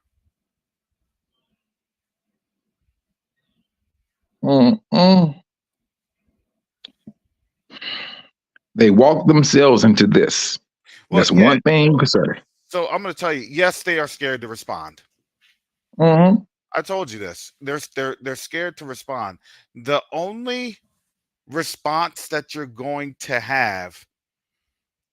So I told you yesterday they lost Jordanian support. I showed you that article of the protests that was happening in Jordan. They weren't very happy.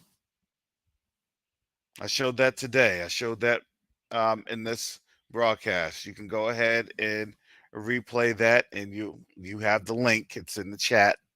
The chat replay is usually on.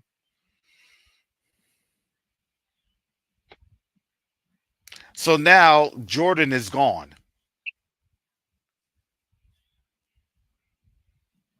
So that was a key element. You got to remember 90% of Israeli, well, not 90, probably like 80% of Israeli territory, at least facing Iran, is covered by Jordanian landmass.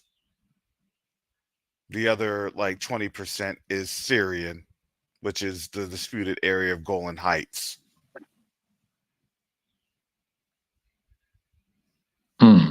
Yeah, the markets do know in advance when something's real and when something's a false alarm. They absolutely do know in advance. And that's what I told you. This thing was a real big false alarm. It was a real big false alarm. But it was a false alarm in the sense that the intended purpose of the false alarm was to ensure that, they can have a passage of the foreign aid bill. And then, the Republicans are going to be like, oh, we tried to fight back. And, we understand that we're not happy about the passage, and that it's just going to have to be something that the American people are going to have to live with because, this was out of our hands and blah, blah, blah. And then the Democrats, yeah, this is our wavering and dying support to our partners around the world and yada yada. You're gonna have the wings, right? The wings flying, the wings flapping. Oh yeah, if Jordan pulls that stunt again, they're going for King Abdullah. They will oust King Abdullah, and that oust will be via a coup. It will be via a military coup. Or they may not coup him, and they just may say, "Look, we're refusing those orders." They'll refuse orders. I'm telling you, they will.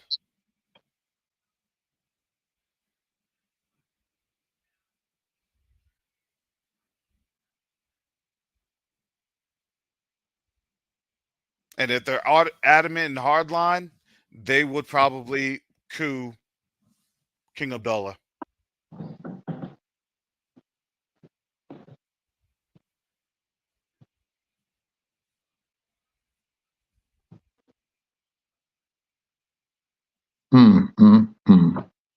And they will make his son king.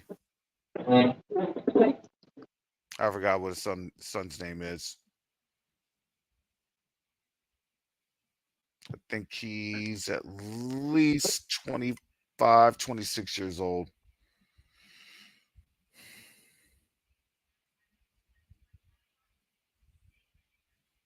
We seeing world events turning right before our eyes. Yep. That's one thing I say. That Hashemite kingdom will coup, and they will put they'll put Abdullah's son on there, and they'll just give him a stern warning.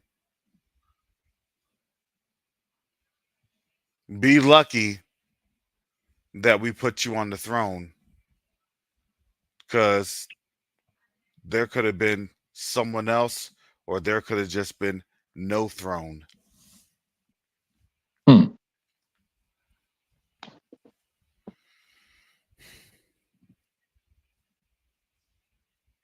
Yeah.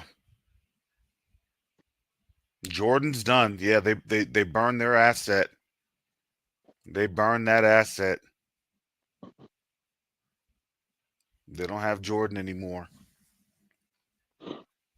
So now when they say, oh, it's a great tactical victory, strategically, it was a defeat. You may have won the battle per se, but they definitely did lose a key component in the war.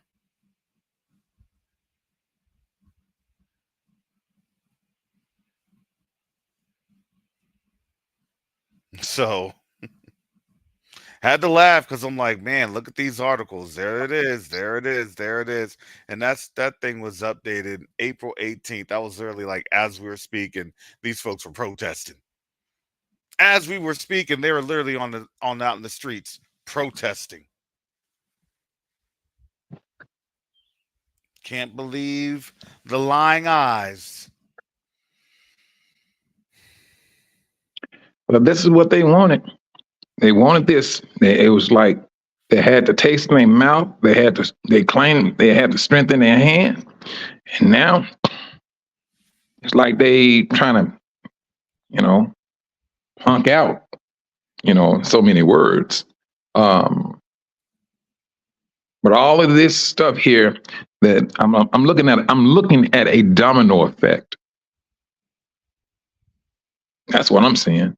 Mm-hmm. Don't understand a lot of the politics, but Yeah, exactly. Now as I'm saying this, listen, I'm making this claim, especially as the newspapers had read that I showed with Yahoo News, with Reuters, with Jerusalem Post, even with X or Twitter. It's a claim that Israel had struck Iran. I'm going to say here that I believe that is a false claim. And that claim will be retracted probably sometime on Monday. But they got to let it run the course of the weekend so they can get the funding in. That's all the smoke and the mirrors is all about. I was just about to ask you what was the reason, and you just gave it. All right. That's all the smoke and the mirrors is all about. So there's going to be channels that's going to be on out there, basically repeating the same thing. It's the media repeater. And, that means that the powers that be have done their job.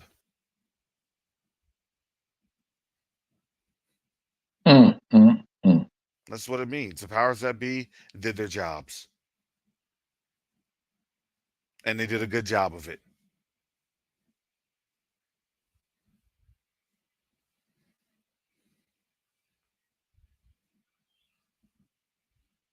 So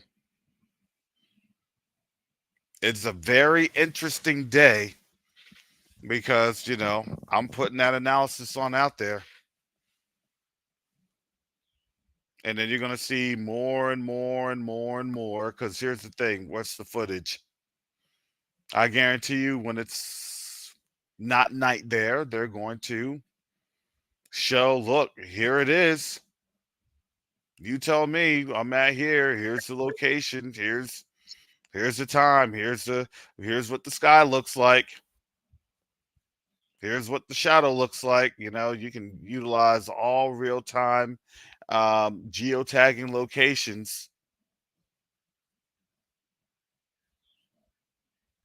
Here's my lat long. Here's our MGRS. Here's anything that you need to have to show, you know, where it is and where I'm at. And this is what things look like.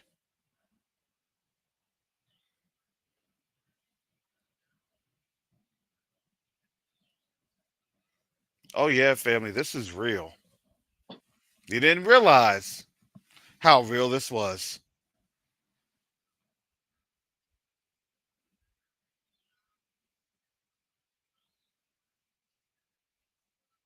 All this, and yeah, it does take all this. Don't think that these coordinated and calculated efforts,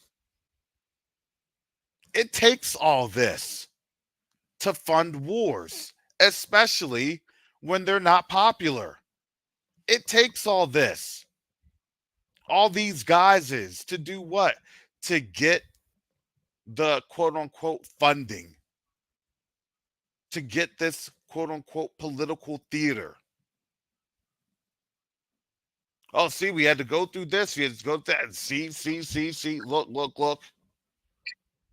The only ones that don't bite on this now, that don't take the bait this easily,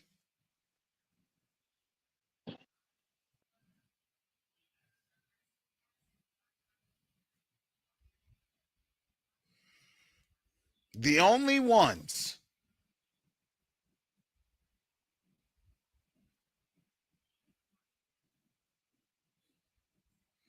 oh boy, now the scammers are coming in.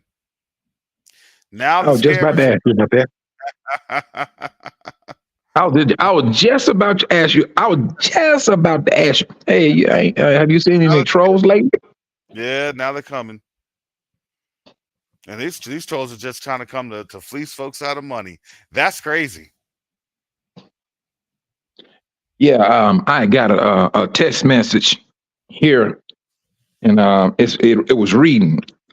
Even here, it said, somebody asked you to send some money. It said, do not send it. It said the scammers it's at its highest point ever.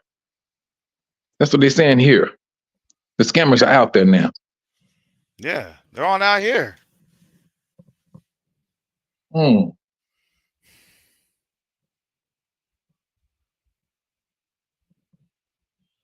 Because why? Because this stuff is real.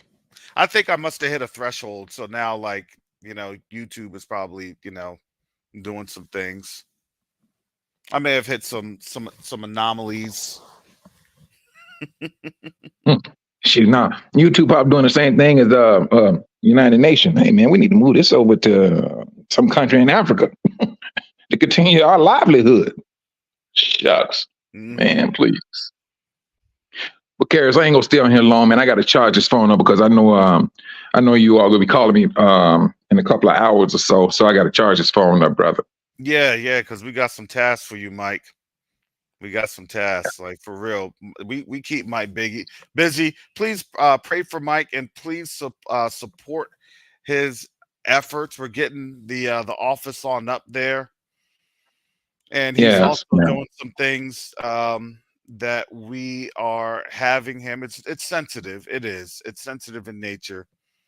But he's globe trotting. He's Tanzania trotting, getting some things together. And Karis, I'm gonna say this. And I'm gonna get off. You remember when Sebastian told us, don't drive at night because it's dangerous. So, bruh, I hopped on I was like, where is the big old bus? I mean, I take that 10-hour trip. Man, I took that. Man, what are you talking about, Karis? Man, I was like, man, what you talking about? Man, Karis, I felt like I was in the front seat. Yep. You just wait. Let me tell you, were your hands sore after that 10-hour trip? You dripping? Some of everything was sore. And Karis, we went over a bridge with a pothole in it. Oh my goodness. And Oh he my drove goodness. around it, this big old bus. And man, they swing in and swing out, and the whole bus be wobbling side to side. Mm-mm. But everybody be asleep except for me. He could. He could. He could. Man, I was like, no, won't do this again. Will not do this one again. Seeing your I life was like, no. through your eyes. Oh my goodness. Mm. Oh my goodness. Yeah, that's what it is. You were in that front seat just looking at that head-on traffic, just wondering, am I going to make it here? Man, Oh I tell you. goodness. Yeah, you hey, Daredevil. hey, Karis, you should have seen me. You should have seen me gulping down that olive oil. I was gulping it down and praying at the same time. Father, help me. Father, help me. Were you trying to brace yourself against the window? You had your knee there at the armchair, acting like Man, you're really I gonna had so many exit plan. It wasn't even funny. Yep. So if the bus rolls this way, I can Exactly. probably go that way. If it rolls head on, I'll just have to dangle from the seat, looking like Speed. Oh my goodness. Man, I tell you, but I said nope, never again. I said, no, if I did, if I had to do it again, I think I would literally like with Sebastian, he hired a driver. Yes. And boom, you just but that night driving, no, that is not for me. I mean, and then too, it's real dark. Mm-hmm. It's real dark. Yep. They ain't got no street lights. They ain't got no street lights. They ain't got no road reflectors. They barely got the reflective. They barely got the reflective materials. On the road. Mm-hmm. Exactly. Yeah, there's nothing. Exactly. But I tell you, when y'all send me on these missions, you know what? Can I get some hazard pay out of this? Exactly. Oh man. But I mean, But it's nice though, and things of that nature. But we got, like I said, we working on that office, trying to get things up and running and things of that nature, bro. That's all we trying our best to do.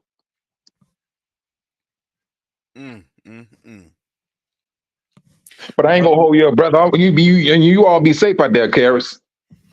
No, well, look, it's you're in a safer area than we are.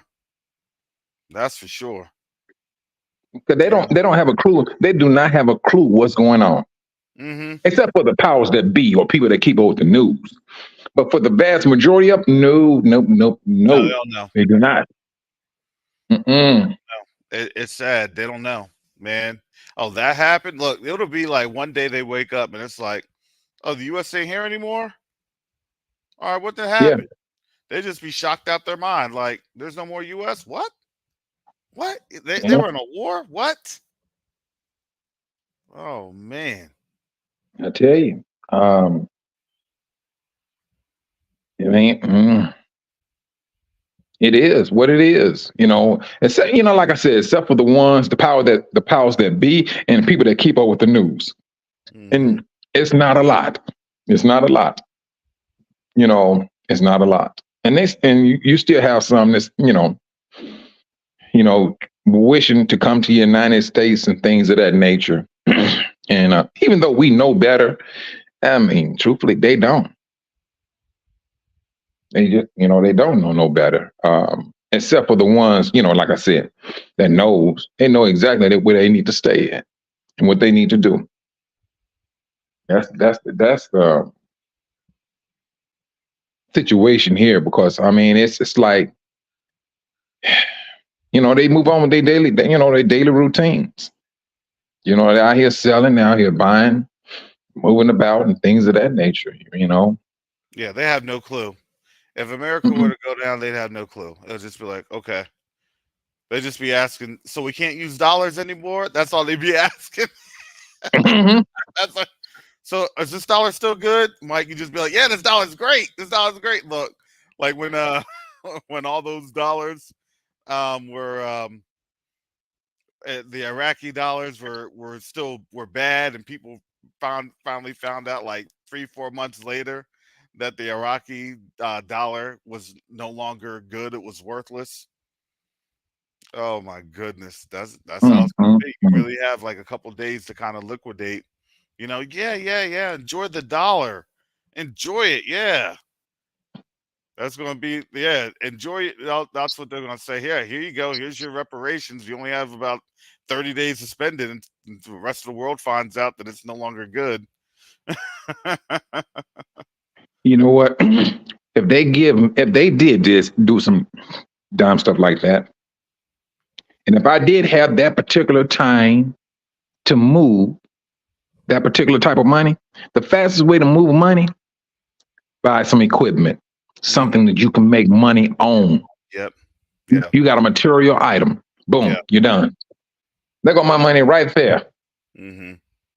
And you keep it moving. Yeah, you buy an equipment, you buy a plant that does equipment. I mean, yeah, all of it. Yeah, you can't have it in just like homes and things of that nature, just because of you're going to need equipment to build those homes. You know what I'm saying? So if you have those if you have the equipment, if you have the manufacturing to get that equipment to market, yeah, that's how you're going to make money. Equipment to make a road. Mm-hmm. I mean, hey, that is what you call a sensible business person. Mm-hmm. They look at, I don't know, I need this equipment, I need that equipment, and I don't care how old they get, as long as it runs, they go hold on to it because they know that's where they make their money at. Yeah, because the thing is that people are saying, well, I'm going to cash out land. Yeah, you can cash out land, but if you don't have anything to work the land, you're just going to have land. You're just going to be sitting on land. That's it. You're just going to be sitting on it. Staring at your land. It's like, all right, well, I'm going to get some equipment. Where? What money? Yeah. So there are those particular discussions that we have plenty of time with the board. We have that plenty of time with our directors. We have that plenty of time with our leaders here at Quest United Africa. Because yes, you'll need land, but you need to have the tools. And here's the problem that you're going to have. How are you going to ship the tools? Yeah. You know what I'm saying? You'll have an asset that's not really an asset anymore. Now, if you're dealing in a country that, the news cycle's slow, right before things collapse, you're going to do what? You're going to be buying massively and heavily. With the quickness. Yeah. Oh, you're going to give me cash? Yeah. You're going to give me $3 million for an ounce of gold? All right, cool. I'll be calling up Mike. Mike, I got the cash right here. Here we go. Mike will make things happen so quick. It won't even be funny. Man, they don't have the foggiest idea how fast mentally. How is the dollar doing? What is going on? The dollar's great. Let's seal the deal on these things. I'm in a hurry. See, the more money you have, look, we're doing this thing fast.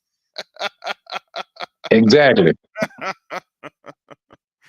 Exactly.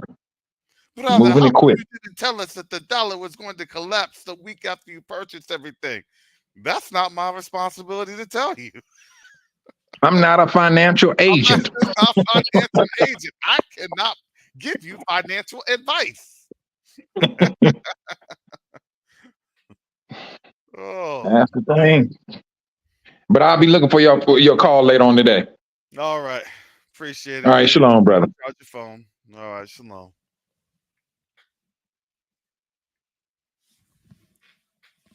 Yeah, family. I had to come through with that analysis today because I wanted us to be at least on the same page here Look, you can take the advice. You can take my analysis. It don't matter. I don't have any hard feelings if it's like, Brother Karras, you're a complete dummy. Hey, it is what it is. That's fine. That don't hurt my feelings.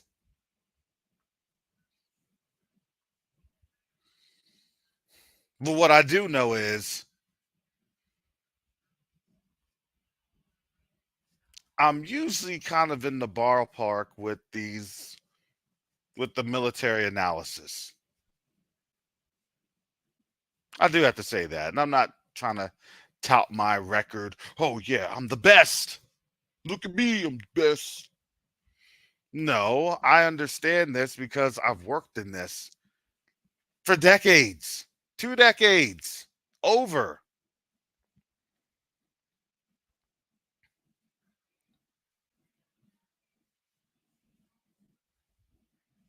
I was working within the CENTCOM AOR for, man, holy cow, or CENTCOM AOR related. How many years? Oh my goodness. Over 15 years?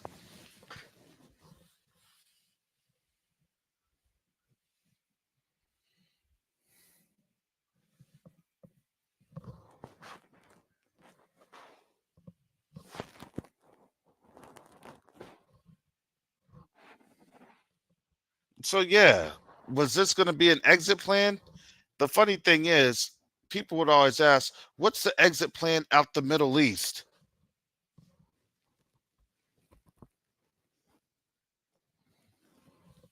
And I would always I would always tell people, I'm like, there is no exit plan out the Middle East. They either stay in the Middle East as an occupying force, or they get thrown out the Middle East. That is it. That's how it goes.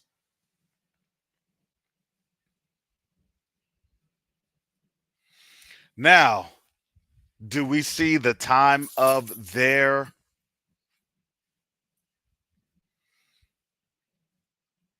rap East? Their political state excursion in the Middle East? I believe that that's now coming to an end. That political state excursion.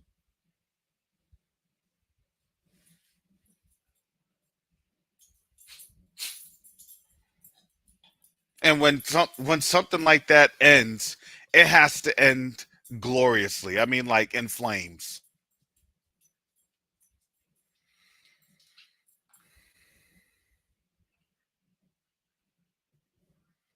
Yeah, no, those Hornets are going to be coming on out.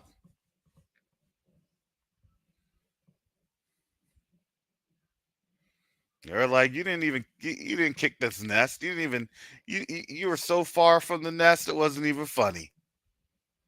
No, we did something to the nest. Nah, y'all didn't. Nice try. It was a nice try. It's gonna fool some people for a while. It will. It will.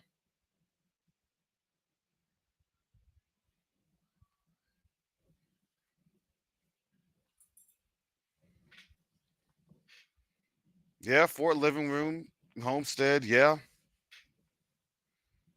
I'm giving you some analysis that you really won't get from any other place.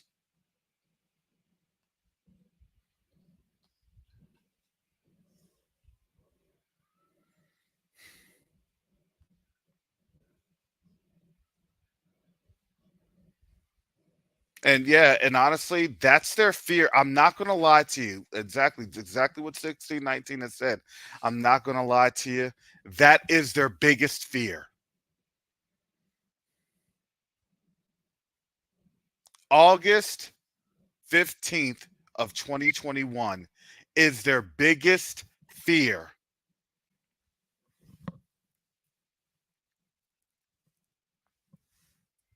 Here's something on that one. Here's something to consider on that one.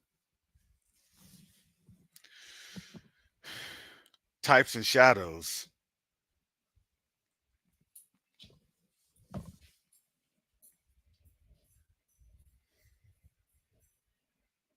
Is that what they're trying to play on? To have the same thing happen August of 2024.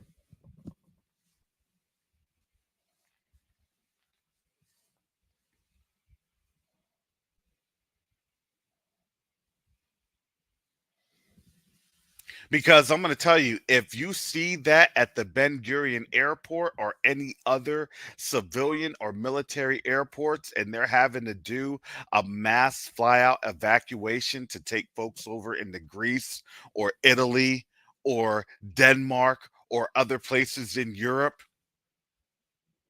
more than likely Germany and Poland,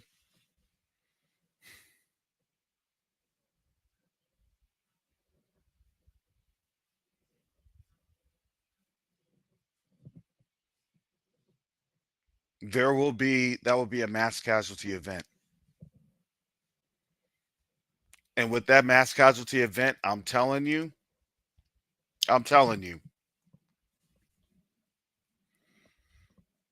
the U.S. would only have not even months left, weeks, because everybody will see will see everything, that the writing on the wall. They'll see the writing on the wall. No, they won't. South Africa won't allow it. I guarantee you.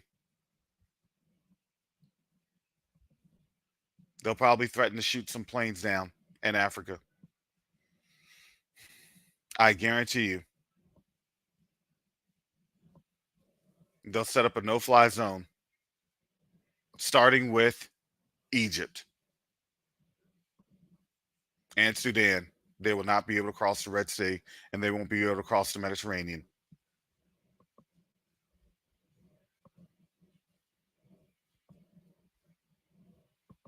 I'm telling you what it is. I'm telling you what it is. I've been on the ground in Egypt. I'm telling you what it is. They will not be able to travel south or east. They will only be able to travel west and north. They will only be able to flee to northern territories. That is correct. They may even be able to flee into Turkey, and Turkey will be like, all right, but you got to get going. Keep going west. Keep going north. Can't stay here. Because you have to understand, there will be a political backlash worldwide. All those folks that are in all the other places of the world, sitting pretty and having their enclaves and saying, oh, yeah, we can split up South Africa into West Africa and East Africa, all these other parts. They won't be saying much. They'll be eerily silent. They will be eerily silent. Because why? Because they're having plans to, hopefully we can just hopefully people forget what we said. No, they won't.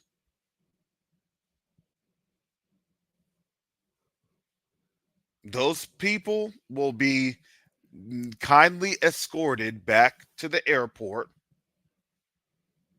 Hey, you can either leave nicely, we'll give you a 45-day window to make plans, to make arrangements, so you can get up on out of here. Well, we can't go. Do you see how all these nations are in disarray? I can't even get a flight there. Well, don't worry. Someone will drop you off. Go on to Spain. Go to Australia. Go wherever you can go.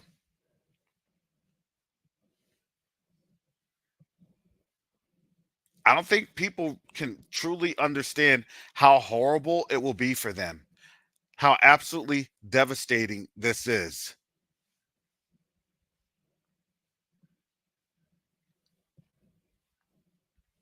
And when you really put the thought process into, man, yeah, it can go horribly wrong because they'll have this to contend with, they'll have that to contend with.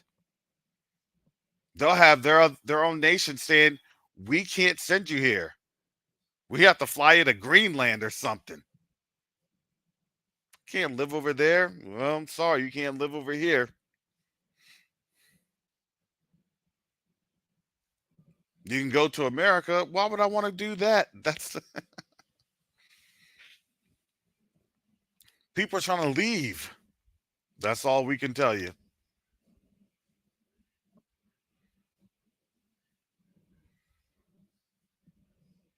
And it's hard for that to make sense to people right now because it's not being pushed as a mainstream narrative. The sooner that gets pushed as a mainstream narrative, that hey, you all probably need to think about repatriating from these places other than, European lands and American lands. You probably need to think about repatriating if you're somewhere in Asia, if you're somewhere on the African continent. Well, I've lived here all my life. I've lived here. I lived there. Don't get those messages from the State Department. Trust me.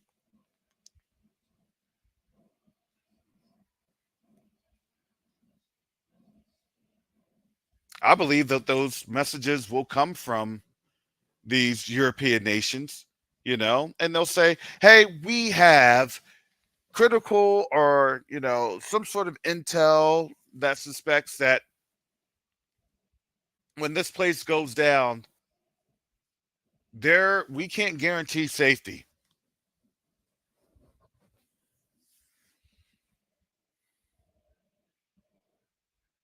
Like, I don't even think people can understand that they may even shut down American embassies and consulates as soon as that happens. Because why? Because people will be going through and they'll be protesting those consulates and those embassies left and right. They'll be running into there like they did in Iraq. Nope, you got to go.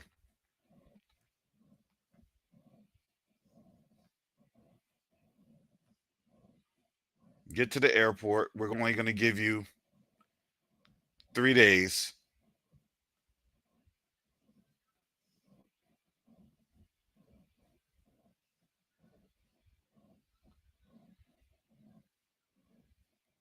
And then, in amazing fashion,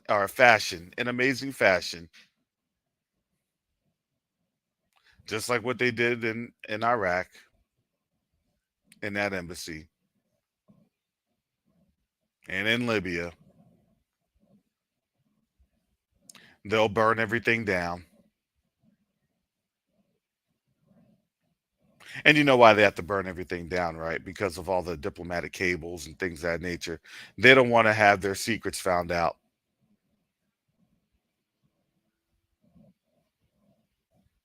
Because then it'll be so much worse. Grab and destroy all hard drives and make sure everything is on out of there.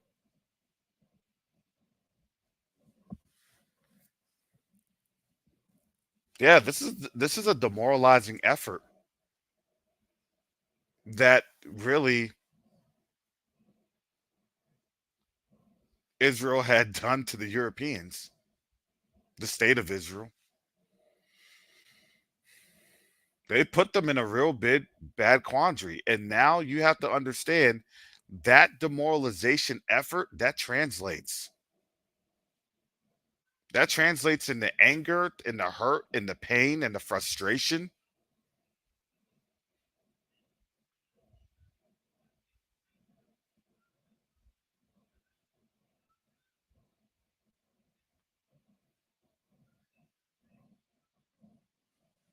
And now they can see it. Don't get it twisted. They know what's happening. They can see what's happening.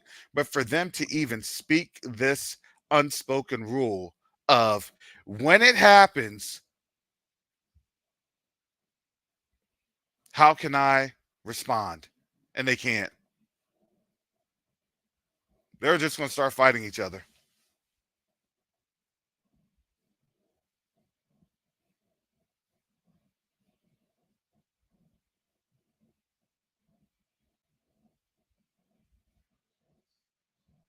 That's all they're going to do.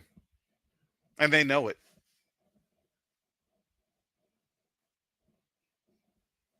Well, you supported them. You supported this. They're.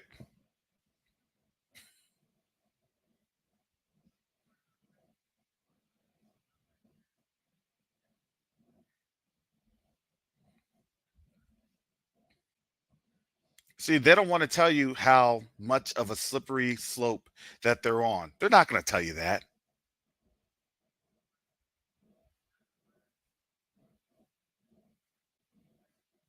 And this is why they're mad, because they're mad. They know that they're getting drug into something that they really don't want to be drug into.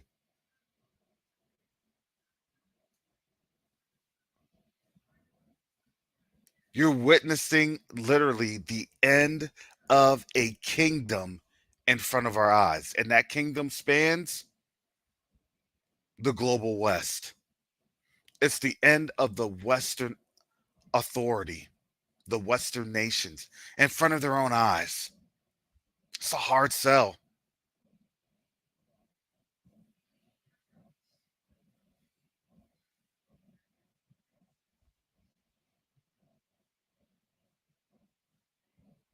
That's to me is why they're trying to push these billions. Because why? When it falls, then guess what? You got martial law. When it falls, guess what? Folks can now have some sort of administrative sections or districts and things of that nature, because they're gonna cede territory.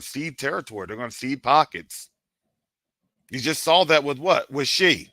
Okay, well, when this thing happens, California and the rest of the West, whatever, that goes to Xi. All right. What happens to your family? I don't know. They may come on out with a decree. Hey, if you're black, you can leave. You don't know what type of things have been situated and formulated.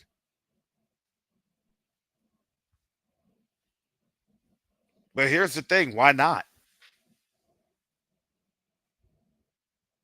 You got to remember, with every type of revolution and every type of, campaign of sorts, they always want to find that token Negro that's going to open up their mouth and rally the troops. Hey, simple. Hey, you want to know what? In our good faith of, coming here and working with our African Americans and the diaspora and the people on the continent, we want to make sure that you all are safe, and we want to return you back to your land as a gesture of goodwill. That's Isaiah 60 in action, literally.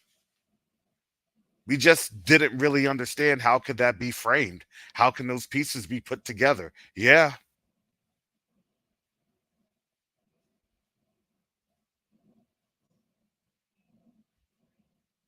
I think with Europe, I think in order for Europe to avoid war amongst themselves, Europe will quickly then label the United States as a rogue nation. The UK will be very, very quick to denounce the US and Israel. And then what the European nations will say, hey, we got to come through and we have to work there as a unified security effort because of the extremism. And they'll be so quick. You know how quick they change their narratives. They'll be so quick to change their narrative. Yeah, for a long time we didn't like the rhetoric coming out of the U.S.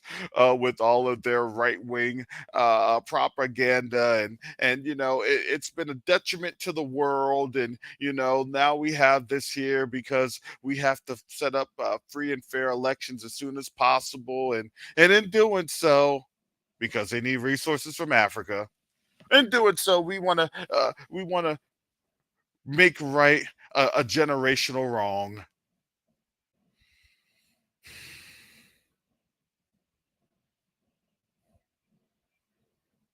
We want to give the opportunity to send the African Americans back home.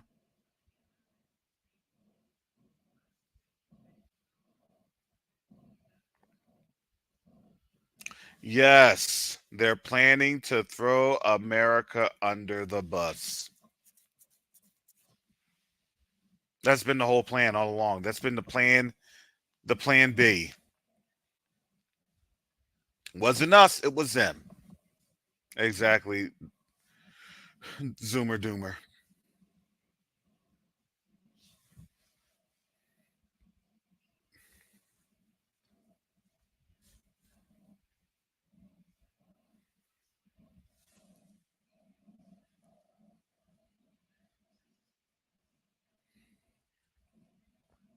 I think that will come later on. I'm pretty sure that will come. Because why? Remember, it says that the Gentiles will actually be carrying back the wealth. But why? What is the mechanism? Well, this place is probably going to go and be tried. Crimes against humanity, all the other good stuff, yada yada. See, they know literally how every domino is about to fall. But they don't want to tell you that they know how this domino is about to fall. And we're telling them, we understand how this domino is getting ready to fall. What that's going to mean.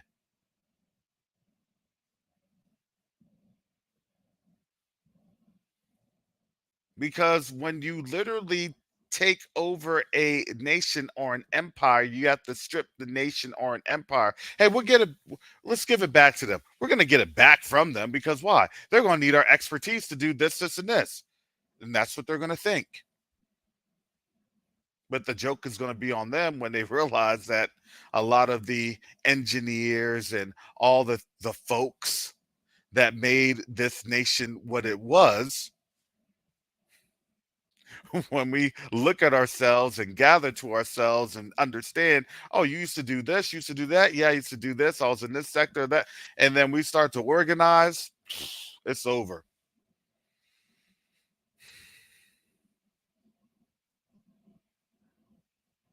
Because why? What has the U.S. signaled to the whole world who we are? Well, we're just criminals. We're just bandits. We're just robbers. We're just thieves. We're just all of these, the most immoral and most corrupt of the corrupt.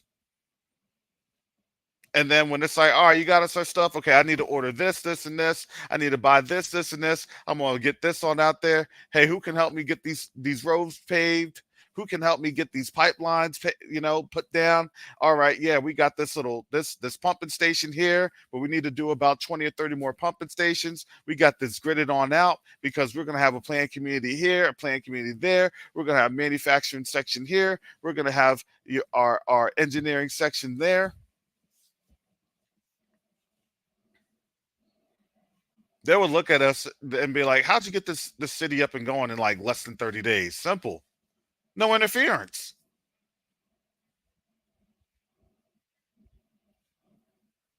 We know how to take shifts. And a lot of our people, we actually like to work night shifts. We're used to it.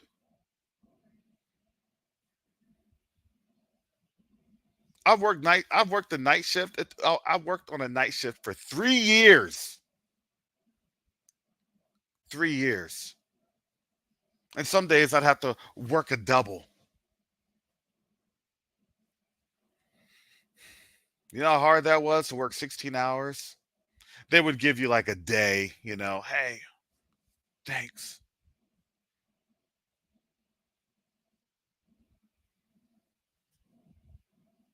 So for 30 days, shoot. All right, cool. I'll see you. We'll tag team. You working on that? Yeah, I'm working on this. You working on that? Yeah, working on this. We would be building cities in like less than 2 or 3 months.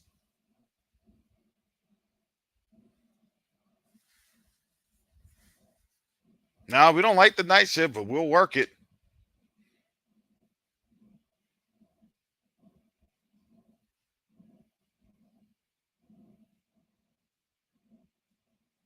Because you all know what I'm saying is not a lie. But the rest of the world doesn't understand that. They just think, oh, well, these black folks there, they're just heathen. Yeah, we'll be ultra motivated to get stuff done. We'll be ultra motivated. Yeah, let's put this house on here. Let's put this on there. Yeah, this is going to be some acreage and agriculture. This is going to be for our residents that want to just have a 3 or 4 acre plot. This is smaller and smaller for folks that really don't want to have land like that. That want to be in cities next to different places.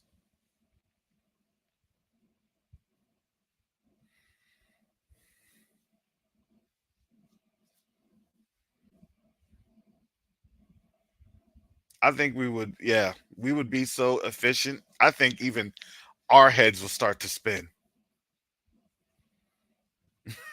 I think we'll be so efficient, our heads would start to spin like, dang, we did that quick? Man, let's see what else we can build. We would just build just to build. Oh, snap. That was quick. Let's do this.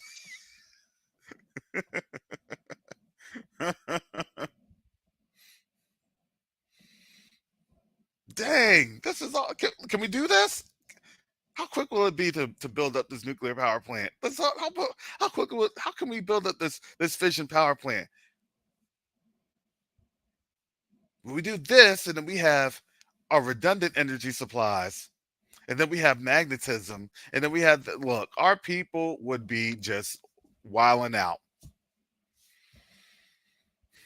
which is innovation. Okay, here you go. This is Innovation District. Excuse me. You tell us what you're doing, how to do it, and let's get this thing on a mass scale. Imagine you had that to cultivate the engineers that we have, our inventors, our scientists, where they're really given real credit. And folks collaborate and they're actually treated like humans with respect. That's what they're afraid of.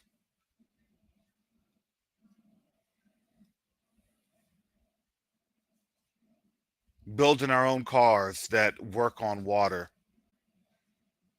and water that would be automatically sustained from atmospheric water generation. Shout out to Moses West.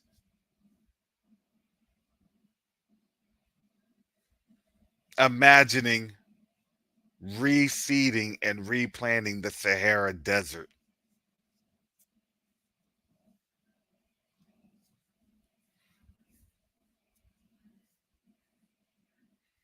We'll just keep 100-mile stretch for the Arabs. We just have to make sure. All right, hey, listen, still kind of iffy about y'all, which and your role in the transatlantic slave trade. There's still this 100-mile stretch. You put big old boulders. They're hinterlands.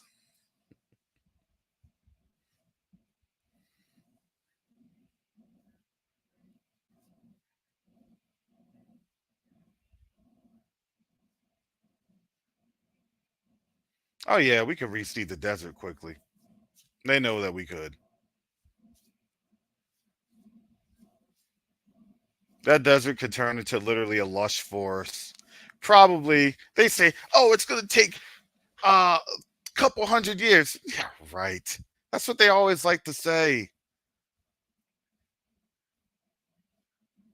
No, it's just soil erosion. There are things that you can do to get it reseeded and replanted.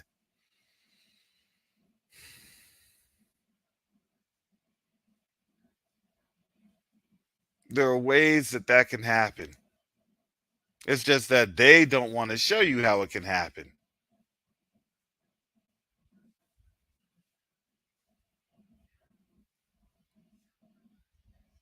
There are drought resistant plants that can happen, and then there are other agricultural works. What would take, what they would say, 100 years can probably be done in about 15 or 20.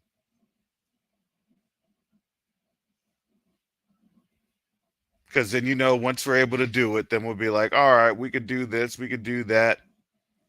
We can cloud seed, and it'll get this weather pattern changed, like what they're doing in Dubai.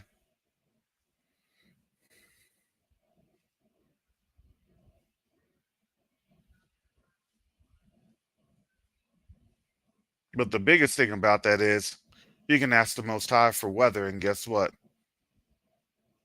He'll provide the rain. He really will.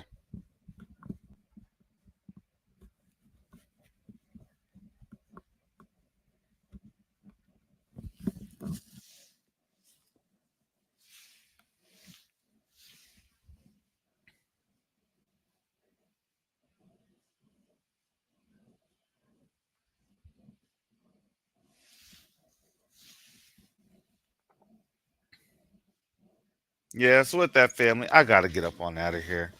It's been a little bit. I told you this is going to be a different Question Night Africa. Critical infrastructure, economic development, that's what we do.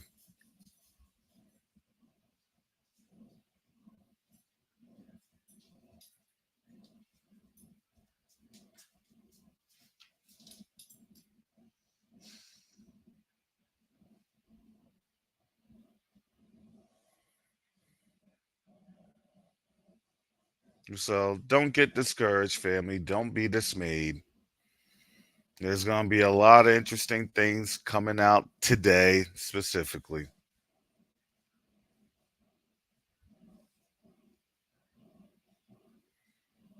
But this is what we do at Question Night Africa. This is a mission.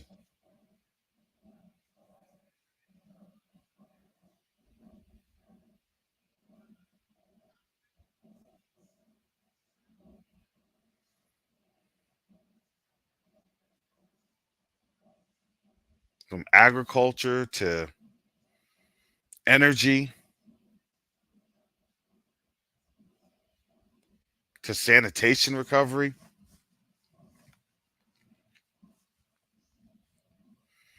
This is a 360-degree approach on life.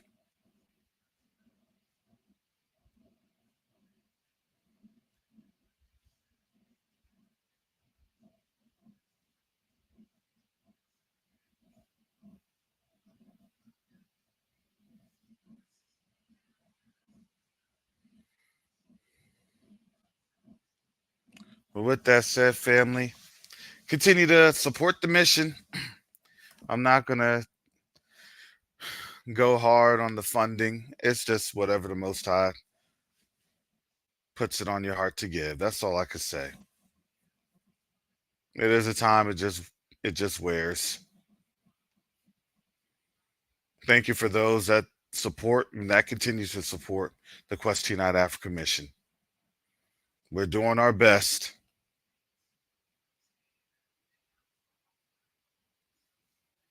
We're doing our best to do activities that will be able to self-support and self-sustain the mission. We're working on different events. The next one's going to be the Invest in Africa Summer Seminar.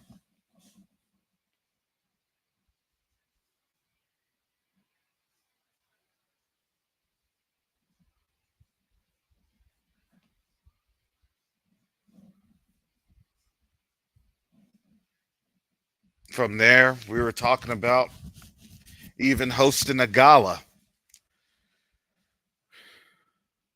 sometime in July, late July, early August in Atlanta.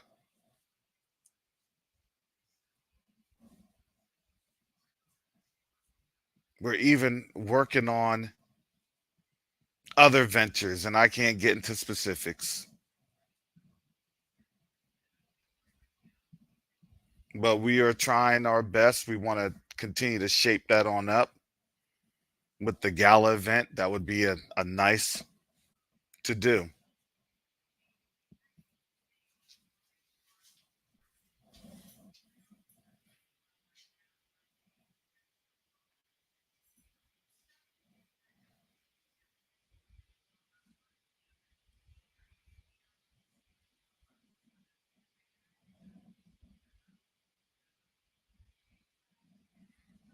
So yes, family, there are a lot of things that we're trying to do to continue to self-contain. I don't want to say self-contain, but to promote Quest Unite Africa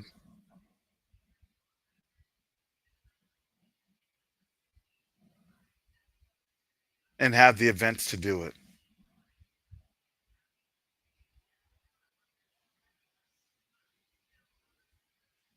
But again, this mission,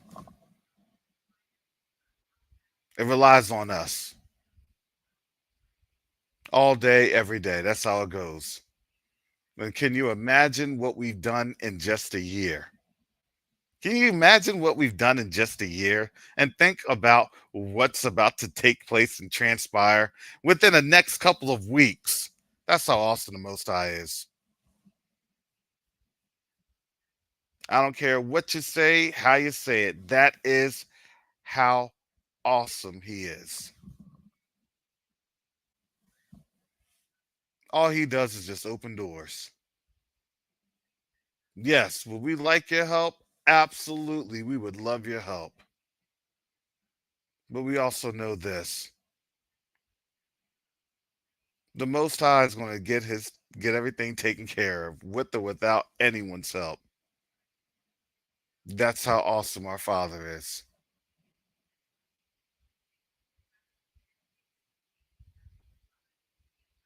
Hallelujah. So with that said, yeah, I didn't really share any articles on the continent, but I want you to all understand this has a bigger effect on the continent than anything we could even think or imagine.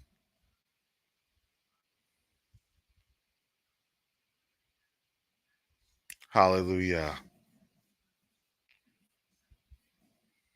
So with that said, please join us this Sunday with our Sunday collaborations. It's at 11 a.m. Eastern Standard Time. You have to go online to join Sundays. It's via Zoom. It's a simple process. You click on the registration. It takes you to the registration link that's emailed to you. You then fill out your name and email, and then you click on the link, and then you are in the Zoom meeting. It is a very simple process. Click to register, click on the link, get the link from Zoom, click on the Zoom link, put your name, email, and then you're in the meeting. I'd like to share more details about what we're doing, how we're brainstorming, and not just brainstorming, but making those plans reality. Because this is just the season we're in. We're in the season. And then pretty soon, we'll be in another season. This is how that goes. This is now very rapid. This thing is rapidly approaching. I don't know what else to say, how else to say it.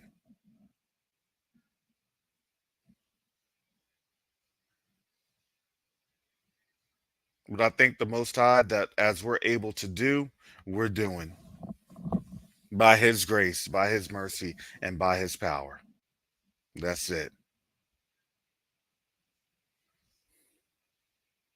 So with that said, family, I got to get up on out of here.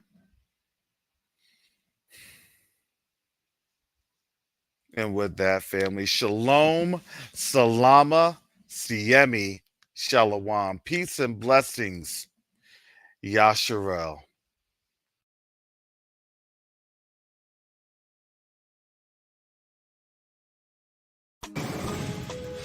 Container packed with supplies. that need to make their way to families in Africa, like yesterday. You said this is a 53-foot trailer? This trailer is packed with medical supplies destined to the motherland. We need to help get these out of here.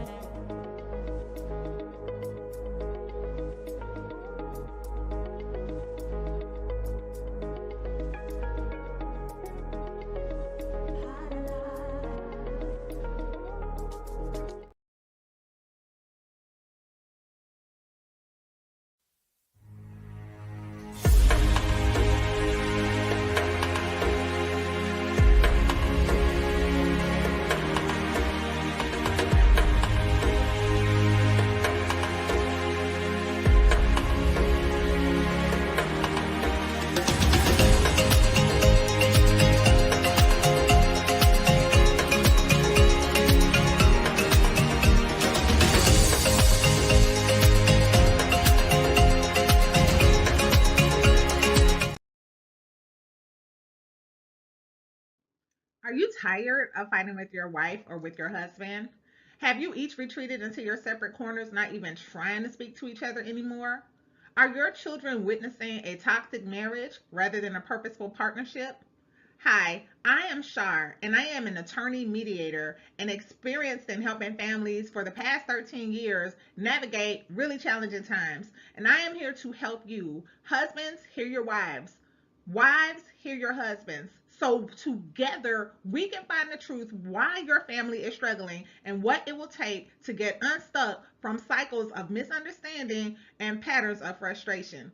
Join me live on YouTube on this Monday night at 6:00 p.m. Eastern as I conduct a live mediation. And if you would like to be heard, if you would like to hash out a misunderstanding with your spouse here on our live, sign up now to apply for your free opportunity to mediate. And I look forward to seeing you Monday night.